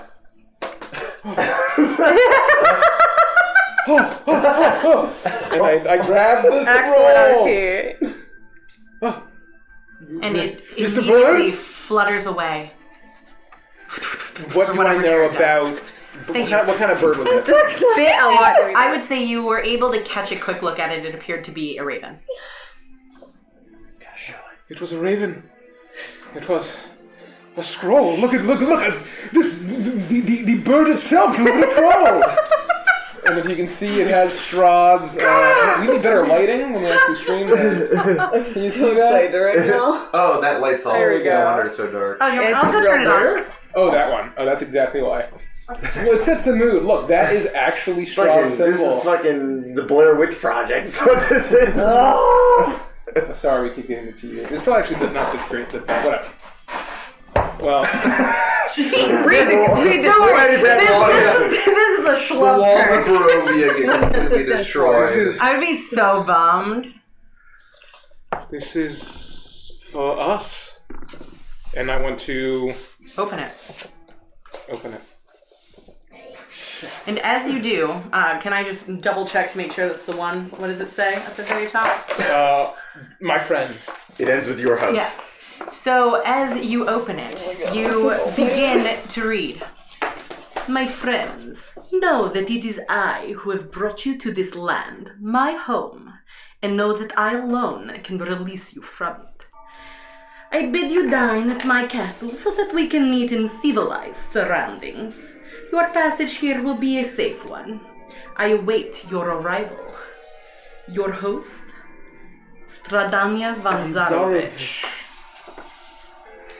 That is the name. My God. That was the name on that piece of paper. Yes, the very one, signed in red, as you can see. And I'll take the piece that you gave me and compare it. And here, we can, well, you'll be able to see. Look at that shit. That's gorgeous. That's the letter. That's We got beautiful. The wax seal. The wax seal. She is the one responsible for killing my master. And you know for sure that he's dead? I feel it in my heart. I don't. It's rather insensitive of you to ask. Well, we're in a brave new world now. I must avenge him. It's not the time for sensitivity. Kana, I don't mean to assume. I don't want to presume. I don't really want to know anything that you wouldn't be comfortable telling us. But this individual appears to be, for lack of a better word, cultured and Civilized. He says it right here. Or she. I don't understand I don't know why they would be so forward if you think that they would just wantonly kill someone you cared about. In my research, the name was Strahd Vanzarovich, but right here, clear as day, it's signed Strahdanya Vanzarovich. Perhaps Strahd is a nickname. How could this have been hidden all this time? Well, we at least, unless I'm dreaming. Am I dreaming? Am I dreaming? I don't think so. You Victoria, might let you that tell pinch me. you. Did I hit myself with that sleep spell and put myself to sleep? Somebody pinch me, please. You are very much awake, Professor. Like it as you may and may not. My master must have been summoned by this countess. For what reasons, I do not know. Your master must have gotten his very own letter. Well, she seems friendly and welcoming enough. She wants to dine with us in civilized surroundings. That sounds like my cup of tea. Sounds like Hey, a crap Veronica? if I've ever heard one. Victoria? Excuse me. There's one part of this that kind of concerns Forget it. me, and it's the part that says that they can release us. Are we stuck here? We don't know a way back, do we, Professor? Oh, you know, I never quite Did you considered send going word? back. Send word where? Here? Yeah. No. How did she know we were here? The mist, I imagine. The mist? I find myself less inquisitive, given the reception I had from you, but still, it begs a question. Well, she seems polite enough. Perhaps we accept this invitation and dine with her and learn more. Before we all set out on this expedition one way or another, or those who may have joined us after the fact, did anyone alert anyone else to where we may be? Yes. No, I mean, did you tell someone, did anybody tell any loved ones where we might be? The university knows we were in Striga. The university knows we were in Irios. I'm sure they will look for us in several months' time. I told no one. Several months. I mean, I told the doc I was leaving, but I told him we were going to be in Striga. Well, these expeditions normally take many weeks. They won't know anything is wrong until I haven't showed up in at least 3 or 4 months, or DM, please correct me otherwise, but... That's about accurate, I would say. So we are very much stuck in our current predicament. Well, we don't know if we're stuck. We know we've been transported to presumably the land of Barovia. My elders will be worried for me, but they have been worried for many years now, and I have been restricted from keeping contact with my village. Well, I think my friend's too polite to interject, and my family not a consideration. well, Do you have a question, Andy? Beyond the strange, time of day and the transportation, is there any, feeling that I get from this place? Or is it just literally I've been moved from one place to another and I don't really feel anything different about I don't really feel anything it? It doesn't feel particularly weird. It's got a sense of eeriness to it, but it doesn't, other than that... It's not like pure evil. No. It's just kind of creepy. Mm-hmm. All right. well. I'll keep this. And perhaps we can present it to prove that we are who we say we are. So what do you, Professor? What do you presume? We walk right through the gates. We What were would you invited have us inside. do? I mean, this is why we are here, the three of you. I'm paying you, or you've all agreed to come on my expedition. Kana, perhaps this was fate. But you're here now. I won't stop you from enacting revenge if you'd like to go ahead, but I've heard that Barovia can be dangerous, so I recommend against it. We'd be happy to have you, but just know that this is an Azran expedition, so what that means is I'll be funding the expedition. I have the university's money on my person, and our goal is to learn as much as we can, and once we're done, we'll find our way out, and I promise I'll get you all out of here safely. As I said before, safety of all of you is my number one priority to begin with, and I guess all I ask Kana is, let's at least hear this person out. We don't know that they're responsible for anything that we might be presuming. That's right. I understand. Listen, I can only imagine what would happen to the good doc and how I would feel about that. But let's just figure out what's going on here first before we assume anything. That's all I ask. Let's proceed with caution and don't let your guard down. Either way. Is that amenable? It is, and I ask the same of all of you. I accept no funding from you or your university. I gave you my protection out of my own goodwill. I suggest we keep moving. If you want to stop and make sketches, that is fine, but we must not dilly-dally too much. We must keep our wits about us and be on guard. Yes, as long as we all remain on watch, this is a dangerous place. And just keep an eye out, and with the 5 of us, we should be just fine, and perhaps with the protection of the Countess herself. Sarnax, my friend, are you gonna be alright? I'm just watching it burn. As it's reducing down to embers, and it's kind of the tree is no more than a pile of glowing coals. Sarnax. Shepherd, Yes, friend, are you alright? I am just fine, my friend. Are you ready to proceed with the rest of us? I am indeed. I will take the back, keep eyes out behind us to ensure we are not followed. Alright, we're trusting you, Sarnax. As you. You begin to make your way through the gate single file. The looming, yes.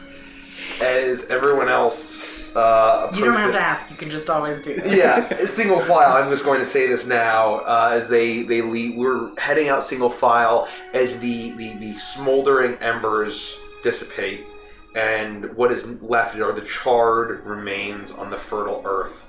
I'm going to reach into my robes and stick my hand in the hidden pouch that I've had.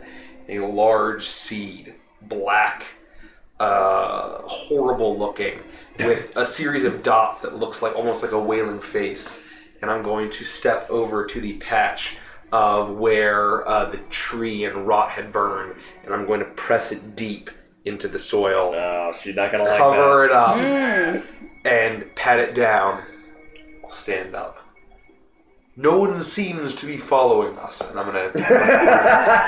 You single file. Thank you, good man. Make your way through the stone archway, the moss hanging overhead, and you are able to make your way through safely. As you continue down this path, you see that the trees get thinner and thinner until it spills out over a beautiful valley.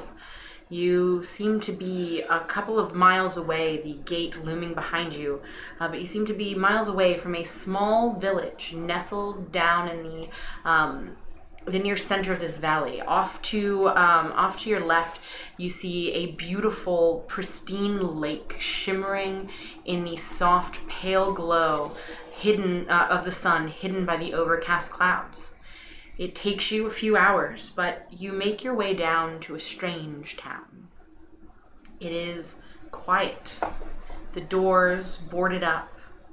You hear the random skittering sound of movement through the alleys in the valley, or the alleyways and the roads. And as you begin to walk through the streets, the cobblestone streets, this place looks old, incredibly old, covered in soot, as a light rain begins to fall down around you. And on occasion, you see curtains, dark curtains in these houses rustle, the peeking of eyes as they close quickly, as they see you notice them, that there are people here, but they are doing their best to stay out of view of all of you. The houses here are mostly small, single-story, a few two-story. They're dark and paint is chipping. They're worn from years of age and wear and disrepair. It is very quiet. You continue to make your way through, looking this way and that, hoping to make eye contact or see someone that can tell you where you are, who they are. It is at this point that you turn down a lonely road. And this one is not lined with the same domiciles that you've been seeing as you've walked through this strange town, but instead it is a tree-lined gravel path that leads to a large, rickety, 4-story building in a strange Victorian style. And there's something about it that's calling to you as you begin to hear the whispered cry coming from down the path. Tun tun tun. Tun tun tun tun tun tun tun tun. Holy shit. Oh my god. Holy shit, girl. Turn it. As you make your way down this strange cobblestone path, the crying gets louder and louder and louder. You look into the dusted old windows of this incredibly large building, and you see nothing, just darkness, no lights blazoned within.